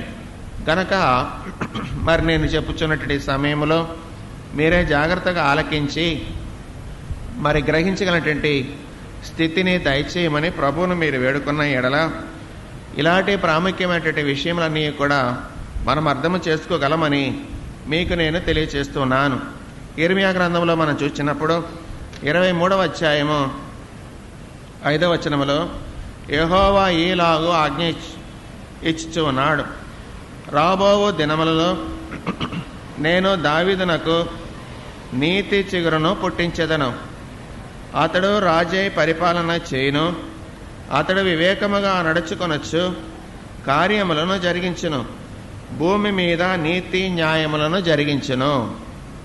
కాబట్టి ఈ రీతిగా దావీదు సంతానములో నుండి నీతి చిగురు పుట్టించెదను. కాబట్టి ఆ సంతానంలో నుండి రానియున్నట యొక్క నీతి అనే చిగురు కొరకు నేటి దినము వరకు యూదులైనటువంటి వారు ఎదురు చూస్తూ ఉన్నటువంటి వారై ఉన్నారు. గనక వారు ఆ రాజు మా మధ్యకు వచ్చి మాకు రాజ్యము అప్పగించును అనే తలంపు కలిగిన వారై, అట్టి నిరీక్షణ కలిగిన వారు ఎదురు చూస్తున్న వారై ఉంటూ ఉన్నారు. సరే, మరి చరిత్ర మనం కొంతసేపు చూసినట్లయితే మరి దేవుడు ఏర్పాటు చేసుకున్న ఇశ్రాయేలు జనాంగమును విడిపించారు. ఆ తర్వాత వారు రాజు కావాలని కోరుకున్నారు. దేవుడు వారి యొక్క ఇష్ట ప్రకారము వారికి ఒక రాజునిచ్చారు. ఆ రాజు యొక్క పరిపాలనా కాలములో దావీదు కుమారుడైన సొలొమోను రాజు యొక్క కాలము చాలా ఉన్నతమైన స్థితిలోనికి నడిపింపబడిన రీతిగా మనం ఎరిగిన వారమై అంటూ ఉన్నాము. ఆ దినమందు ప్రజలందరూ కూడా నిర్భయులై చెట్ల క్రింద నుండి నివాసం ఏర్పరచుకున్న వారై ఉన్నారు. కానీ సొలొమోను రాజు వెళ్ళిపోయిన తర్వాత ఆ రాజ్యము రెండుగా చీల్చబడినది. ఒకటి ఇశ్రాయేలు రాజ్యము, అది 10 గోత్రములతో కూడినటువంటి రాజ్యమై ఉంటూ ఉన్నది. రెండవదిగా మనం చూసినట్లయితే అది యూదా రాజ్యము, అనగా బెన్యామీను గోత్రమును యూదా గోత్రము కలిసి ఏర్పాటు చేయబడినటువంటి ఆ యొక్క గోత్రానికే యూదా గోత్రమని పేరు. కాబట్టి యూదా ప్రజలు ఒక భాగం అయిపోయినారు. మిగతా 10 గోత్రముల వారందరూ కూడా కలిసి ఇశ్రాయేలీలు అయినటువంటి వారైనారు. ఈ 10 మంది కూడా 10 గోత్రములు కలిసినటువంటి వారు మరి అసీరియా దేశంలోనికి చెరగొనబడినారు. ఈ 2 గోత్రములైనటువంటి యూదా ప్రజలైనటువంటి వారు బబులోను దేశమునకు చెరగొనబడినారు. కాబట్టి 10 గోత్రముల వారు వేరైపోయినారు, 2 గోత్రముల వారు మరి వేరైపోయినారు. వీరు బబులోనుకు కొనిపోబడగా వీరిని యూదులు అన్నారు. అలాగే అష్షూరు దేశమునకు కొనిపోబడగా వీరినే ఇశ్రాయేలీలు అన్నారు. కాబట్టి ఒకే ఏర్పాటులో ఉన్నటువంటి జనాంగమైనటువంటి ఇశ్రాయేలీలు అనేటువంటి వారు ఇప్పుడు 2 భాగములుగా చీలిపోయిన రీతిగా మనకు వాక్య గ్రంథమందు రాజుల గ్రంథంలో కనబడుతున్నది. కనుక ప్రపంచ దేశంలోని కూడా మేము ఎలగలము అనేటువంటి నిర్ధారణ కలిగినటువంటి యూదులైన వారే ఇప్పుడు చీలిపోయినారు. వారి యొక్క సామ్రాజ్యము చిన్నదైపోయిన రీతిగా మనం చూస్తూ ఉన్నాము. కనుక వారి యొక్క చరిత్రలో, వారి యొక్క జీవిత చరిత్రలో మనం చూసినప్పుడు ఆ రాజ్యమే విచ్ఛిన్నమైపోవట అనేటువంటిది మనకు కనబడుతూ ఉన్నది. విచ్ఛిన్నమైపోయినటువంటి రాజ్యము ఏ రీతిగా ప్రపంచ దేశంలటిని కూడా ఏలగలరు? అయినా వారి యొక్క నిరీక్షణ ఆ రీతిగా ఉన్నది కనుక వారే దాని కొరకు నేటి దినం వరకు ఎదురు చూస్తున్న రీతిగా మనం చూస్తున్నాము. ఇవి 2 కాలములు మనకు కనబడుతున్నవి. ఒకటి విమోచన లేనటువంటి కాలము. ఎందుకంటే యూదులైనటువంటి వారు నేటి దినము వరకు యేసుక్రీస్తు ప్రభువును వారు అంగీకరించి ఉండలేదు గనక వారికి విమోచన అనేటువంటిది మనకు కనపడడం లేదు. కాబట్టి రానున్నటువంటి దినములలో ప్రభే వచ్చి వారి మధ్య నివాసం ఏర్పరచుకొని విమోచించును అనేటువంటి తలంపు వారు కలిగిన వారై ఉన్నా ఆ యొక్క బంగారు యుగము అనగా స్వర్ణయుగమునకు వారు ఎదురు చూస్తున్న వారై అంటూ ఉన్నా వారిలో ముందు విమోచన కార్యక్రమము లేనందువల్ల పరమందున్న దేవుడు వారి విషయంలో ఏ కార్యము కూడా జరిగించలేరు అనేటువంటిది మనకు కనబడుతూ ఉన్నది. కాబట్టి రేపటి దినమందు పరలోకమందున్న దేవుడు తన యొక్క సింహాసనం విడిచిపెట్టి లోకములోనికి వచ్చి ఆయన ఈ లోకమందు పరిపాలన చేయును అనేటువంటి నిరీక్షణ యూదులైనటువంటి వారి యొక్క హృదయంలో నేటి దినమందు ఉన్నది. మనము 1000 ఏళ్ల పరిపాలన గురించి తెలియజేస్తూ ఉన్నాము. 1000 ఏళ్ల పరిపాలనా కాలంలో యేసుక్రీస్తు ప్రభువే స్వయంగా ఈ లోకానికి వచ్చి ఆయన 1000 ఏళ్ళు భూలోకమును పరిపాలన చేయును అని మనం ఏ రీతిగా తలంచి నిరీక్షిస్తూ ఉన్నామో, యోహాను చేత ఏ రీతిగా వ్రాయబడిన దానిని మనము చదివి నేటి దినమందు అందులో మనము విశ్వసిస్తూ ఉన్నామో ఆ రీతిగానే యూదులైన వారు కూడా రేపటి దినమందు పరలోకమందున్న దేవుడే భూలోకములోనికి వచ్చి వేసి ఒక రాజ్యమును స్థాపించినట్టు ఉన్నారు గనక ఆ రాజ్య స్థాపన ఈ భూలోకమందు స్వర్ణయుగమును నెలకొల్పునదై ఉంటూ ఉన్నది అనేటువంటి దానిని తేటగా తెలియపరచున్న రీతిగా మనం చూస్తూ ఉన్నాము. గనక ఆయన ఈ లోకములోనికి వచ్చు సమయమునందు అనేకమైనటువంటి ఉపద్రవములు ఈ లోకములోనికి రానై ఉంటూ ఉన్నవి అనేటువంటిది వారి వారి యొక్క గ్రంథములలో మనం చూస్తూ ఉన్నాము. కాబట్టి నేను ఇందాకే మీకు తెలియచేశాను, పాత నిబంధనకును క్రొత్త నిబంధనకును మధ్య ఇలాంటి ప్రవచన గ్రంథములు అనేకములు ఉన్నాయి. ఒకటి ప్రవచనం వేరు, ఈ యొక్క వెలుపరచటం అనేటువంటిది వేరు. ఈ రెండింటికి తేడా ఉంది, నేను తర్వాత మీకు తెలియజేస్తాను. కాబట్టి ప్రవచన గ్రంథములు ఉన్నాయి. యెషయా గ్రంథం ఉంది, అదే ప్రవచన గ్రంథము. అనగా ఈ భూలోకమందు జరగనైనటువంటి కార్యములను తెలియచేసి, ఓ ప్రజలారా మీరే మారు మనసు పొందండి, దేవుని తట్టు మీరే తిరగండి అని తెలియచేయడం అనేటువంటిది ప్రవచనం యొక్క ప్రవచించినటువంటి ప్రవక్తల యొక్క ఉద్దేశమైనది. కానీ ఇప్పుడు ఇందాక నేను తెలియచేసిన రీతిగా ప్రకటన, ఈ ప్రకటన తెలియచేసే వారి యొక్క విషయమే వేరు. అనగా పరలోకములో నుండి దిగిరానైనటువంటి యేసుక్రీస్తు ప్రభు అనగా దేవుడు ఏ రీతిగా దిగి వచ్చి ఈ భూలోకమందు తన యొక్క రాజ్యము స్థాపన చేయని ఉంటూ ఉన్నారో, అదే కాక రేపటి దినమందు ఆయన రానైనటువంటి దినమునకు ముందు ఏ రీతిగా లోకమునకు ఉపద్రవము కలగనయ్యుంటూ ఉన్నదో వీటన్నిటినీ కూడా తెలియచేయనది ప్రకటన అనేటువంటి గ్రంథమై ఉంటూ ఉన్నది అనేటువంటిది మనం నేర్చుకోవాలి. అందుకే నేను ఇందాక చెప్పాను, అపోకలిప్స్ అనేటువంటి మాట పాత నిబంధన గ్రంథ కాలంలో ఉన్నటువంటి ఆ యొక్క భక్తులైనటువంటి వారు వాడి ఉన్నారు. కాబట్టి ప్రకటన అని మనము తెలుగులో తెలియచేసుకుంటూ ఉన్నాము గనక పాత నిబంధన గ్రంథమునకును క్రొత్త నిబంధన గ్రంథమునకును మధ్య వ్రాయబడినటువంటి యొక్క గ్రంథములను వారు అపోకలిప్స్ అనగా ప్రకటన గ్రంథం అన్నారు. కనుక పాత నిబంధన కాలంలో యూదులంటే వారి కొరకు వ్రాయబడినటువంటి ప్రకటన ఉన్నది. దానిని కొన్నిట్లో మనం చూసినట్లయితే ఏనోక్ అనేటువంటి ఒక గ్రంథం అన్నది. ఇవన్నీ బైబిల్లో మనకు చేర్చబడలేదు. మరొకటి మనం చూసినట్లయితే టెస్టమెంట్ ఆఫ్ 12 పేట్రియార్క్స్ అనగా, పేట్రియార్క్స్ అనగా మరి పాత నిబంధన కాలంలో మనము చూస్తూ ఉన్నటువంటి పితామహులైన వారు. కాబట్టి పితామహులైనటువంటి వారు 12 మంది. ఆ 12 మంది ఇచ్చినటువంటి ఆ యొక్క వ్రాతలు అని మనకు కనబడుతున్నది. మూడవదిగా మనం చూసినట్లయితే ద అసెన్షన్ ఆఫ్ ఐజయా అనగా మరి యెషయా అనేటువంటి వాని యొక్క మరి ఆరోహణము అనేటువంటి అర్థం ఇచ్చినటువంటి పుస్తకము మరొకటి మనం చూసినట్లయితే అసంప్షన్ ఆఫ్ మోజెస్, మోషే యొక్క దృఢీకరించడ. అలాగే ఈ రీతిగా కొన్ని గ్రంథములను ఎజ్రా 4వ గ్రంథము అని ఇలాంటి గ్రంథములు కొన్ని ఆ కాలమందు వ్రాయబడినవి ఉన్నవి. నేను తర్వాత మీకు కొన్ని తెలియచేస్తాను. అది మరి దానిని అపోక్రిపా అన్నారు. ఆ అపోక్రిపా అనేటువంటి పుస్తకంలోనివి వాక్య గ్రంథమందు చేర్చబడలేదు గనక వాటిలో ఉన్నటువంటి విషయములన్నీ కూడా యూదులైన వారు నేటి దినాల్లో చదువుకొనొచ్చు. మా మెస్సియా వచ్చును గనక మా మెస్సియా మాకు రాజ్యం అప్పగించును అనే తలంపు వారు కలిగిన వారై ఉంటూ ఉన్నారు. గనక మరి ప్రవక్త అయినటువంటి యోహాను రాసినటువంటి వ్రాతలో మనం చూసినప్పుడు ప్రభువే స్వయంగా ఈ లోకంలోనికి రానై ఉంటూ ఉన్నారు అనేటువంటి విషయమును క్రైస్తవులైనటువంటి వారికి యోహాను గారు రాసి ఉన్నారు. కానీ మరి ఈ ప్రకటన గ్రంథం అంతా కూడా వివరించుకొనొచ్చు ఉన్నటువంటి సమయంలో మీరు ఒక విషయమును మర్చిపోకూడదు. అదేంటంటే యోహాను యూదులలో నుండి వచ్చిన వాడై ఉంటూ ఉన్నాడనే విషయాన్ని మీరు మర్చిపోకూడదు. కాబట్టి యోహాను తన యొక్క వ్రాతలు యూదులైన వారి కొరకు వ్రాశారు.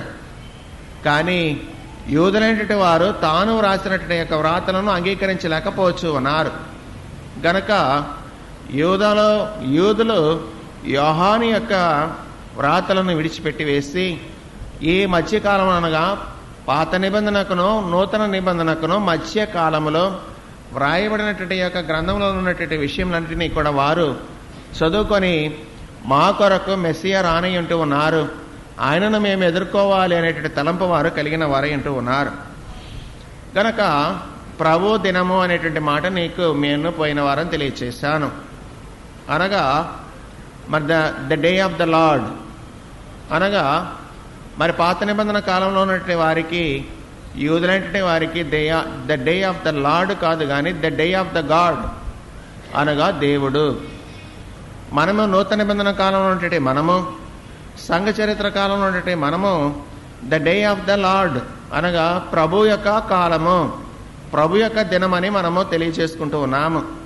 కనుక ఆ దినమనందు ఏమేమి లోకమందు జరగనై ఉంటూ ఉన్నవో వాటిని గురించి మనకు మరి యోహాను గారు తెలియచేసి ఉన్న రీతిగా మనం చూస్తూ ఉన్నాము.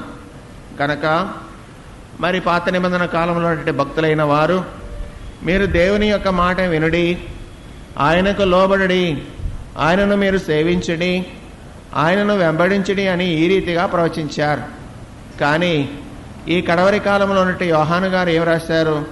ఇదిగో ఈ రీతిగా భూలోకంలోనికి ఉపద్రవములు రాని ఉంటూ ఉన్నవి గనక మీరే మారు మనస్సు పొంది రక్షణ మార్గంలోనికి నడవండి అని తెలియచేస్తున్న రీతిగా మనము చూస్తూ ఉన్నాము. కాబట్టి ఈ రీతిగా వ్రాయబడినటువంటి అనేకమైనటువంటి వ్రాతలను మనం చూసినప్పుడు ఇవి వారి యొక్క నోట నుండి వచ్చినటువంటి మాటలై ఉంటూ ఉన్నవి. ద ప్రాఫెటిక్ వర్డ్స్ అన్నారు. అనగా ప్రవచించు వారి యొక్క నోట నుండి ప్రవచింపబడినటువంటి వాక్యములై ఉంటూ ఉన్నవి. అనగా హేనోకున్నాడు, నేను మీకు తెలియచేశాను. ఎప్పుడు? యూదా పత్రిక మీకు నేను వివరించినప్పుడు హానోకు పలికిన యొక్క మాటలను మనం విన్నాము. ఏం పలికాడు?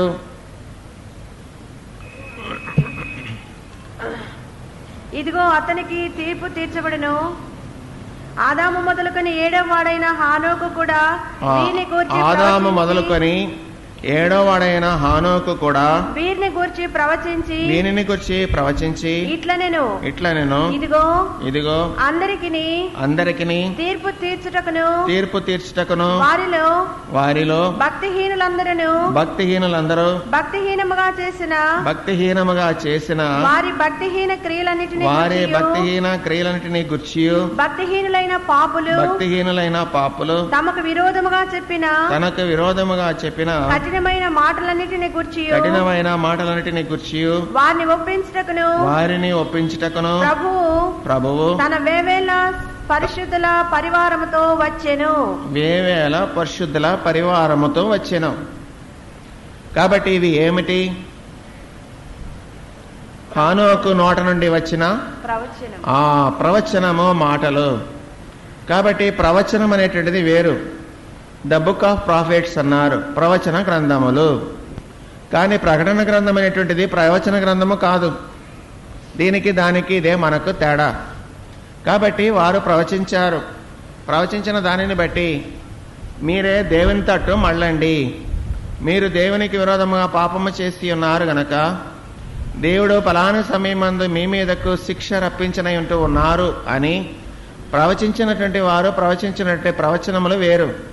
కానీ ప్రకటన గ్రంథంలోనికి వచ్చినప్పుడు అలాగే ఈ రీతిగా ప్రకటన వంటి గ్రంథములు రాసినటువంటి ఈ యొక్క గ్రంథములను మనం చూసినప్పుడు అవి ప్రవచన గ్రంథములు కాదు, కానీ ప్రకటించవలసినటువంటి గ్రంథమై ఉంటూ ఉన్నది కనుక దానికే ప్రకటన అని పేరు వచ్చింది. అపోకలిప్స్ అంటున్నాను, అది మరి నేను మాటికి ఇంగ్లీష్ మాట మీకు తెలియచేయలేను, కానీ మరి ప్రకటన అనేటువంటి మాట మీదనే మీకు నేను తెలియచేస్తున్నాను. రెవల్యూషన్ అనగా బయలుపరచుట. కాబట్టి యోహాను గారు అంత్య దినములలో జరగనైనటువంటి కార్యములన్నిటినీ కూడా మనకు తేటగా బయలుపరచి ఉన్నారు. కాబట్టి ప్రవచించుట వేరు, బయలుపరచుట వేరు. ప్రవచించినటువంటి గ్రంథములు చాలా ఉన్నాయి పాత నిబంధన కాలములు. కానీ యోహాను గారి యొక్క కాలంలో కానివ్వండి, పాత నిబంధన క్రొత్త నిబంధన మధ్యకు కనబడుచున్నట్లు ఈ కాలమందు కానివ్వండి, ఈ కాలమందు మనం చూసినట్లయితే ప్రకటించవలసినటువంటి గ్రంథములను దేవుడు ప్రకటించిన రీతిగా మనకు కనబడుతూ ఉన్నది.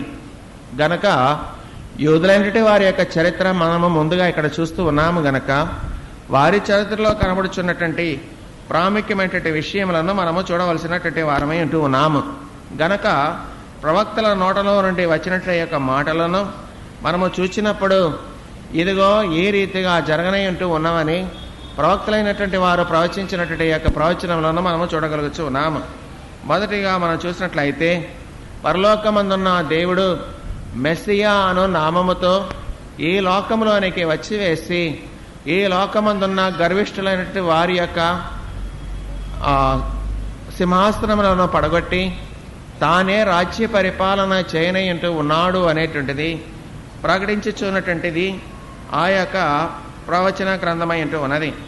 రెండవదిగా మనం చూసినప్పుడు మరి ఏలియా రానై ఉంటూ ఉన్నాడు. మలాకి గ్రంథంలో మనం చూసినట్లయితే 4వ అధ్యాయము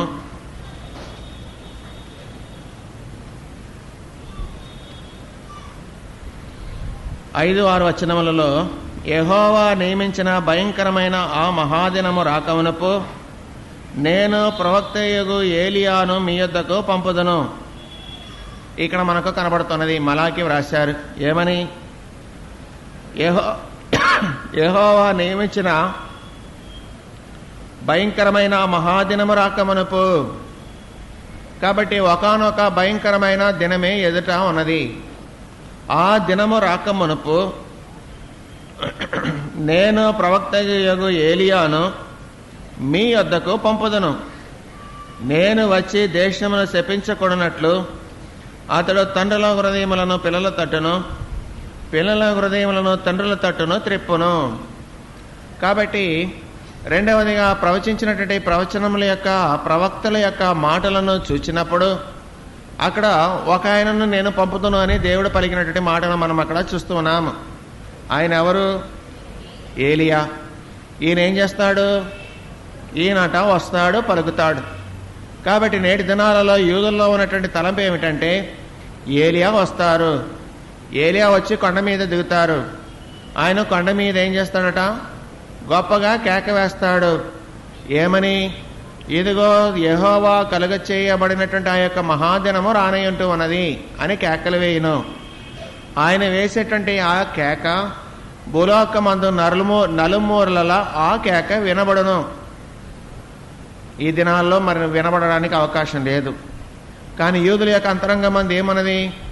ఆ ఏలియా పైనుండి దిగివచ్చును, దిగివచ్చిన ఏలియా కొండ మీద దిగును, కొండ మీద నుండి తానే కేకలు వేయును, కేకలు వేసి ఆ కేకలు వేయటను బట్టి భూలోకమందున్న ప్రజలైనటువంటి వారందరికీ కూడా ఆ యొక్క కేక వినబడును.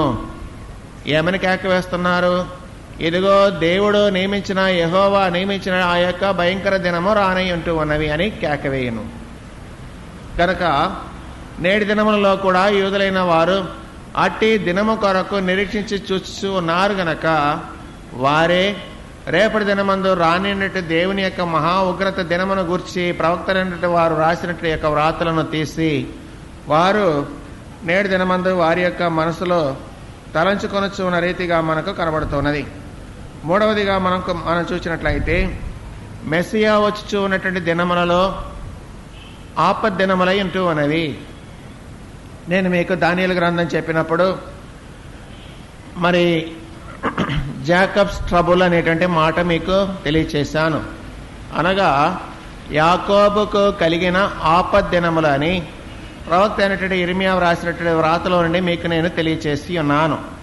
అలాగే మరి రేపటి దినమందు మెస్సియా రాని ఉంటూ ఉన్నారు గనక మెస్సియా రాక మునుపు రానియున్న ఆపద్దినములు, జాకబ్స్ అనగా ఇశ్రాయేలీలకు ఆపద్దినము. ఎందుకంటే ఇశ్రాయేలీలైన వారు ఎందులో నుండి వచ్చారు? యాకోబులో నుండి వచ్చిన వారు అంటూ ఉన్నారు గనక జాకబ్స్ ట్రబుల్ అని నేను మీకు అక్కడ తెలియచేశాను. అనగా యాకోబునకు ఆపద్దినములు. కానీ ఇక్కడ మనం చూసినప్పుడు మెస్సియా రానియున్నటువంటి ఆ దినములలో ఆపద్దినములై ఉంటూ ఉన్నవి అనేటువంటిది యూదులైనటువంటి వారు నేటి దినమందు విశ్వసిస్తూ ఉన్నారు. కనుక మరి మత్తయి సువార్త 24:8 మనం చూసినప్పుడు ఆ మహాదినములో రానియున్నటువంటి భయంకరమైనటువంటి విషయములను గురించి మనకు అక్కడ వ్రాయబడి ఉన్న రీతిగా మనము చూస్తూ ఉన్నాము.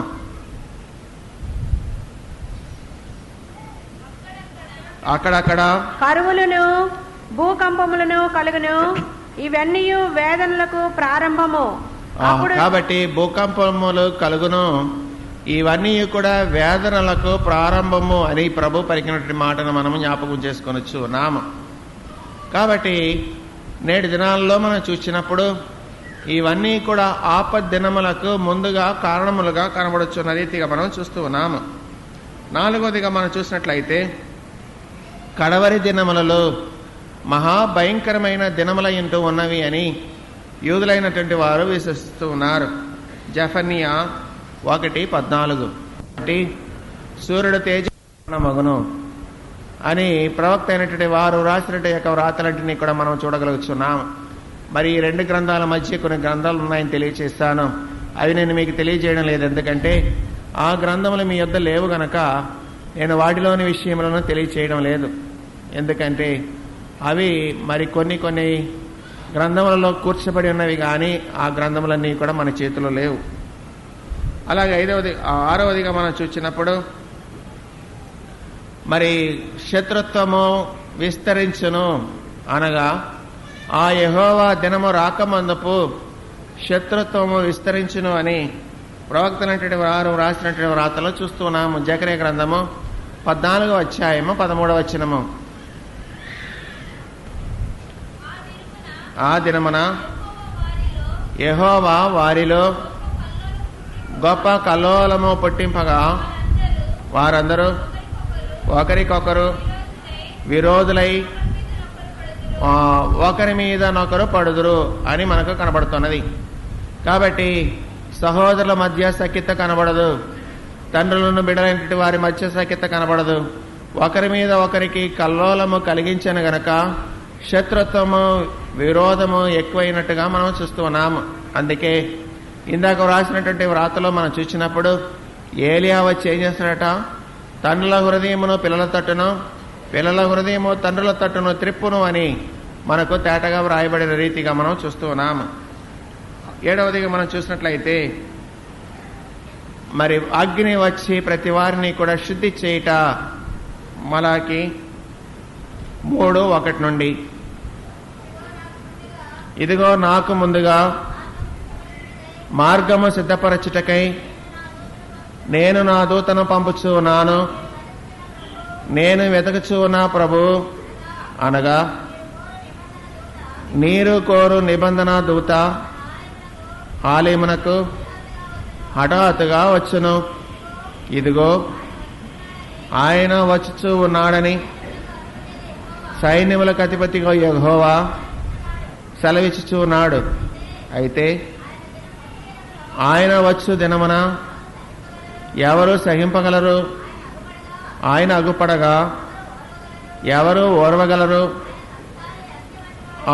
ఇక్కడేం రాయబడిందంటే ఆయన కంసాలి అగ్ని వంటి వాడు, శాకలివాని సబ్బు వంటి వాడు, వెండిని శోధించి నిర్మలము చేయునట్లు. కాబట్టి వెండిని పరిశోధించుట ఏ రీతిగా? అగ్నిలోని. కాబట్టి రేపటి దినమందు మహాభయంకరమైన అగ్ని వంటి దినములు రానయంటూ ఉన్నవి అని ప్రవక్తలు వ్రాసినట్టు యొక్క వ్రాతలను మనము చూడగలుగుచు ఉన్నాము. అలాగే రేపటి దినమందు కత్తితో పరలోకమందున్న దేవుడే రానయంటూ ఉన్నాడు.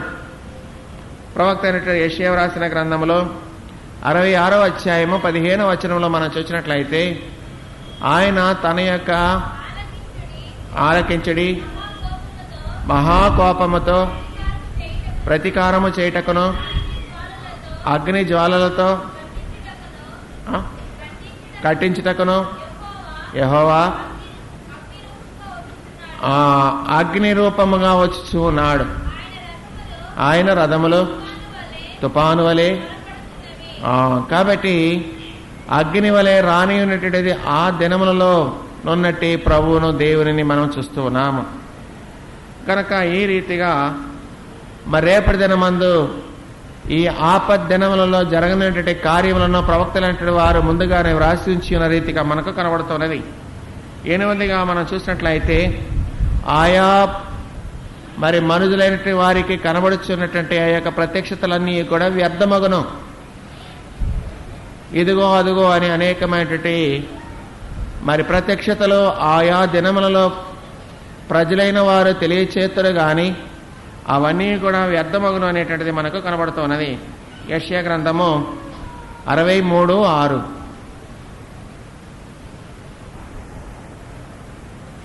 యెషయా 45:14. కడవరి దినములలో జరగనేటువంటి కార్యములను గురించి ప్రవక్తలైనటువంటి వారు వ్రాసినటువంటి యొక్క వ్రాతలన్నీ కూడా మనం ఇక్కడ చూస్తున్నాం. 9వదిగా మనం చూసినట్లయితే మరి ప్రపంచ దేశంలో కూడా వెదజల్లబడి ఉన్నటువంటి యూదులైనటువంటి వారు మరలా తిరిగి చేరుకున్నట్టు అనేటువంటిది మనకు కనబడుతున్నది. యెషయా గ్రంథము 27వ అధ్యాయము 12-13 వచనములు. మరి నేటి దినమందు మనం చూసినట్లయితే యూదులైన వారు ప్రపంచ దేశంలో కూడా వెదజల్లబడి ఉన్నారు. ఒక చోట లేరు. వారు ప్రపంచ దేశంలో కూడా ఉన్నారు. కానీ మరి దేవుడు ఈ సెలవిచ్చిన రీతిగా మరి ప్రపంచ దేశంలో ఉన్నట్టు యూదులైన వారందరూ కూడా సమకూర్చబడుదురు అనేటువంటి విషయమును ప్రవక్త రాస్తున్న రీతిగా మనం చూస్తూ ఉన్నాము. మరి రాజుల కాలంలో మనం చూసినట్లయితే మరి అష్షూరు దేశమునకు కొనిపోబడినటువంటి ఆ ఇశ్రాయేలీలైనటువంటి వారు 10 గోత్రముల ఇశ్రాయేలీలైనటువంటి వారు అంతరించిపోయినారని మనకు కనబడుతున్నది. కావుని రేపటి దినమందు మరి అంతరించిపోయినటువంటి గోత్రములలో నుండి రేపటి దినమందు దేవుడే వారిని రప్పించనంటూ ఉన్నారు అన్నది మనకి ఇక్కడ కనబడుతున్నది. గనక మరి వారి యొక్క చరిత్రలో మనం చూసినప్పుడు చాలా ప్రాముఖ్యమైనటువంటి విషయములను మనం చూడగలుగుతూ ఉన్నాము.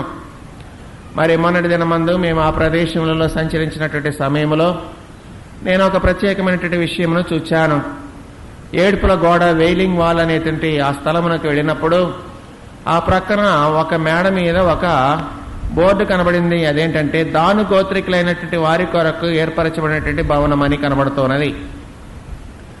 మరి మనం చూసినట్లయితే వాక్య ప్రకారము 10 గోత్రముల వారు అంతరించిపోయినారని రాజుల గ్రంథంలో మనం చూస్తూ ఉన్నాము. కానీ మరి నేటి దినమందు దాను గోత్రికులైనటువంటి వారిని దేవుడు బయటకు రప్పించి ఉన్న రీతిగా మనం చూస్తూ ఉన్నాము. ఎందుకంటే బహుశా నేను అప్పుడు చూసినప్పుడు నేను అనుకున్నది ఏంటంటే, మరి దాను గోత్రంలో నుండి అంత్యక్రీస్తు రాని ఉంటూ ఉన్నాడు గనక దేవుడు మొట్టమొదటిగా ఇప్పుడు బయటకు తెప్పించింది ఎవరిని? దాను గోత్రికులైనటువంటి వారిని అని నేను గ్రహించగలిగాను. గనక మరి 2 గోత్రములు యూదా గోత్రం అయినప్పటికీ ఆ యూదా గోత్రంలో వారు యెరూషలేములో ఉన్నా మరి చెదిరిపోయినటువంటి దాను గోత్రంలో ఉన్నటువంటి వారిని దేవుడు మరలా ఇప్పుడు యెరూషలేమునకు రప్పించుతూ ఉన్నారు గనక ఆ దాను గోత్రంలో నుండి రానినట్టి అంత్యక్రీస్తునకు సాధనముగా ఉండునట్లు మరి అక్కడ వారు ఒక స్థిరమైనటువంటి ఏర్పాటును గావించుకున్న రీతిగా మనకు కనబడుతున్నది. కాబట్టి ప్రభువు పలికినటువంటి ప్రవచనములను బట్టి మనం చూసినప్పుడు రేపటి దినమందు చెల్లాచెదిరిపోయినటువంటి గోత్రికులైనటువంటి వారందరూ కూడా కలుసుకొననయ్యంటూ ఉన్నారు. మరి యోహాను గారు తన యొక్క ప్రత్యక్షతలో వ్రాసిన రీతిగా మరి 12 గోత్రంలోని వారు 144,000 మంది రక్షింపబడి అని రాతలో వ్రాయబడి ఉన్న రీతిగా రేపటి దినమందు 12 గోత్రంలో నుండి రేపు రక్షింపబడనైనటువంటి వారిని మనము ప్రకటన గ్రంథంలో చూడనయ్యంటూ ఉన్నాము. కాబట్టి నూతన యెరూషలేము అనున్నది రేపటి దినమందు మన మధ్యకు వచ్చి నెలకొల్పబడనయ్యంటూ ఉన్నది అనేటువంటిది మనకి ఇక్కడ తేటగా కనబడుతూ ఉన్నది. అలాగే 11వదిగా మనం చూసినప్పుడు నూతన యెరూషలేము దిగి వచ్చుట. 11వదిగా మనం చూసినప్పుడు మరి చనిపోయిన వారు తిరిగి లేచుట. మరి నేను చివరగా చెప్పినప్పుడు దానియేలు గ్రంథంలో మీకు తెలియచేసి ఉన్నాను. ఒకసారి ఆ వచనం చదివేసి నేను ముందుకు వెళ్తాను. మరియు సమాధులలో నిద్రించి అనేకులు మేలుకొనెదరు. కొందరు నిత్య జీవం అనుభవించుటకును, కొందరు నిందపాలగుటకును, నిత్యముగా హేయులగుటకును మేలుకొందరు. కాబట్టి మరి వారి యొక్క అంతరంగమంది ఏమున్నది? ఆ మహాదినము రాకమునుపు సమాధులలో నిద్రించి వారు అనేకులు మేలుకొనెదరు. కాబట్టి పాత నిబంధన గ్రంథంలో వ్రాయబడినటువంటి యొక్క ప్రవచనములన్నీ కూడా నేటి దినమందు యూదులైనటువంటి వారి యొక్క అంతరంగమందు తేటగా వ్రాయబడి ఉన్న రీతిగా మనం చూస్తూ ఉన్నాము. 12వదిగా మనం చూసినట్లయితే మరి నిత్యము కూడా నిలుచుచూ ఉన్నటువంటి రాజ్యం అని మనకు కనబడుతున్నది. దానియేలు గ్రంథము 7వ అధ్యాయము 27వ వచనంలో మనకు కనబడుతున్నది. 12వదిగా మనం చూసినప్పుడు అది నిత్యము నిలుచుచూ ఉన్నట్టు రాజ్యమయంటూ ఉన్నది అని మరి నేటి దినమందు యూదులైనటువంటి వారు దాని కొరకు నిరీక్షిస్తూ ఉన్నారు. కాబట్టి మన యొక్క నిరీక్షణ వేరు, యూదులైనటువంటి వారి యొక్క నిరీక్షణ వేరయ్యంటూ ఉన్నది. కనుక ఈ ప్రకటన గ్రంథంలోనికి వెళ్ళక మునుపు యూదుల యొక్క అంతరంగమందు ఏమున్నది, యూదుల యొక్క ఉద్దేశం ఏమై ఉంటూ ఉన్నది అనేటువంటిది కూడా మనమే చూడాలి. అలాగే ప్రకటన గ్రంథము వ్రాసినట్టు యోహాను గారు యూదులైనటువంటి వారి కొరకు అన్వయము కలుగు రీతిగా వ్రాశారు. కానీ యూదులైనటువంటి వారు నేటి దినమందు వాటిని గ్రహించలేకపోవచ్చు ఉన్నారు.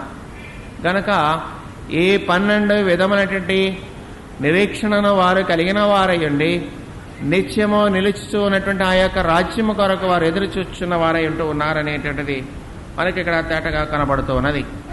కాబట్టి ఆ రీతిగా వచ్చున్నటువంటి ఆ యొక్క రాజ్యములో కలిగి ఉన్నటువంటి దీవెనలేమిటి అవి కూడా మనకు కనబడుతూ ఉన్నది.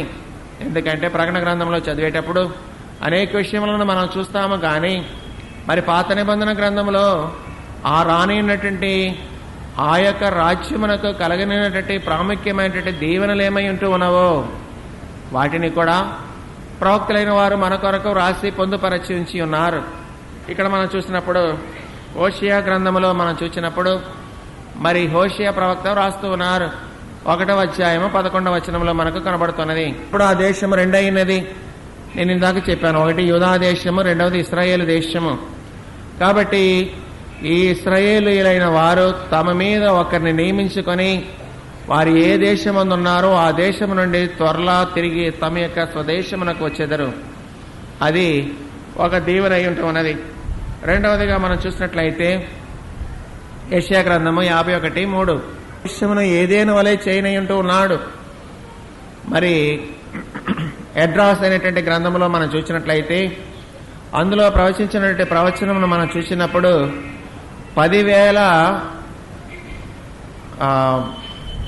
అంతులు అనగా 10,000 ఫోల్డ్ అని అంటాం ఇంగ్లీష్లో.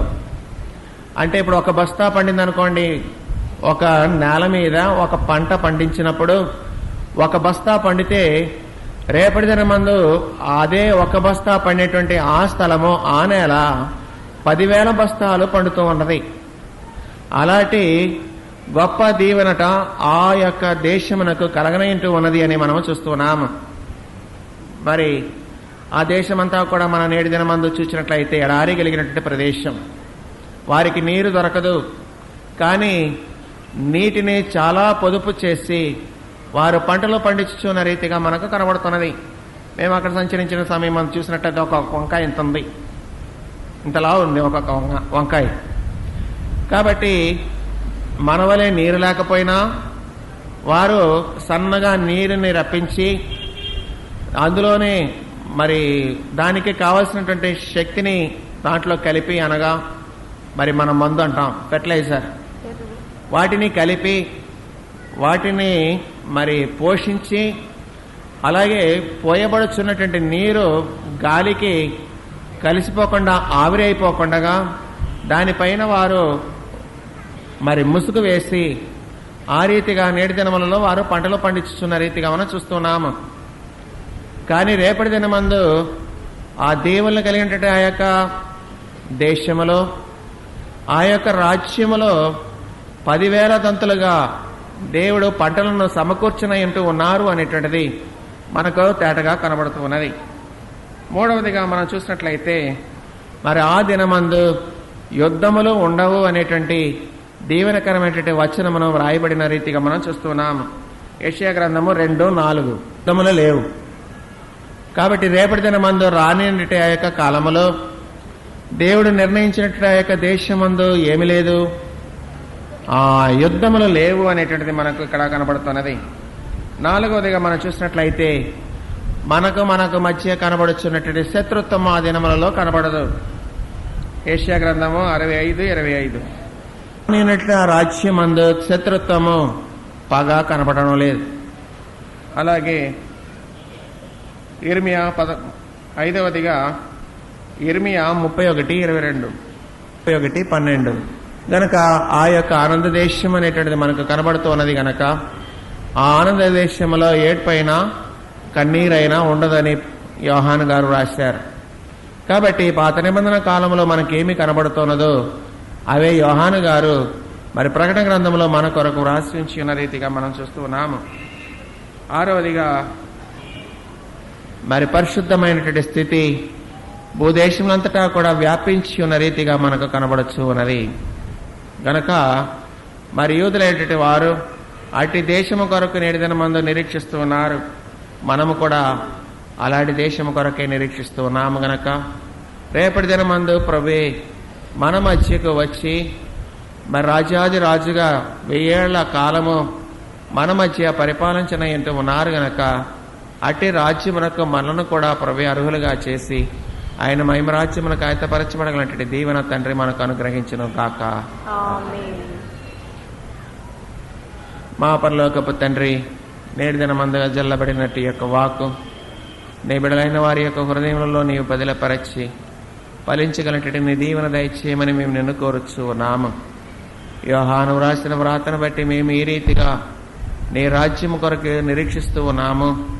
అదే రీతిగా నీ యొక్క ఏర్పాటు జనాంగమైన యూదులైన వారు నీవి లోకములోనికి వచ్చి రాజ్యం ఏలుదువు, వారికి రాజ్యమును అప్పగించదమని నిరీక్షిస్తూ ఉన్నారు. గనక యూదులైన వారి కొరకు వ్రాయబడినటువంటి యోహాను రాసిన ప్రకటన గ్రంథమే వారికి కూడా నీవే కనబరచి తెలియపరచి నీ తట్టు ఆకర్షింపబడగల రీతిగా వారిని ఒక్కొక్కరిని కూడా నీ తట్టు నీవు మళ్లించుమని త్వరగా రాని యేసు నామమున అడుగుచున్నాము తండ్రి. ఆమేన్.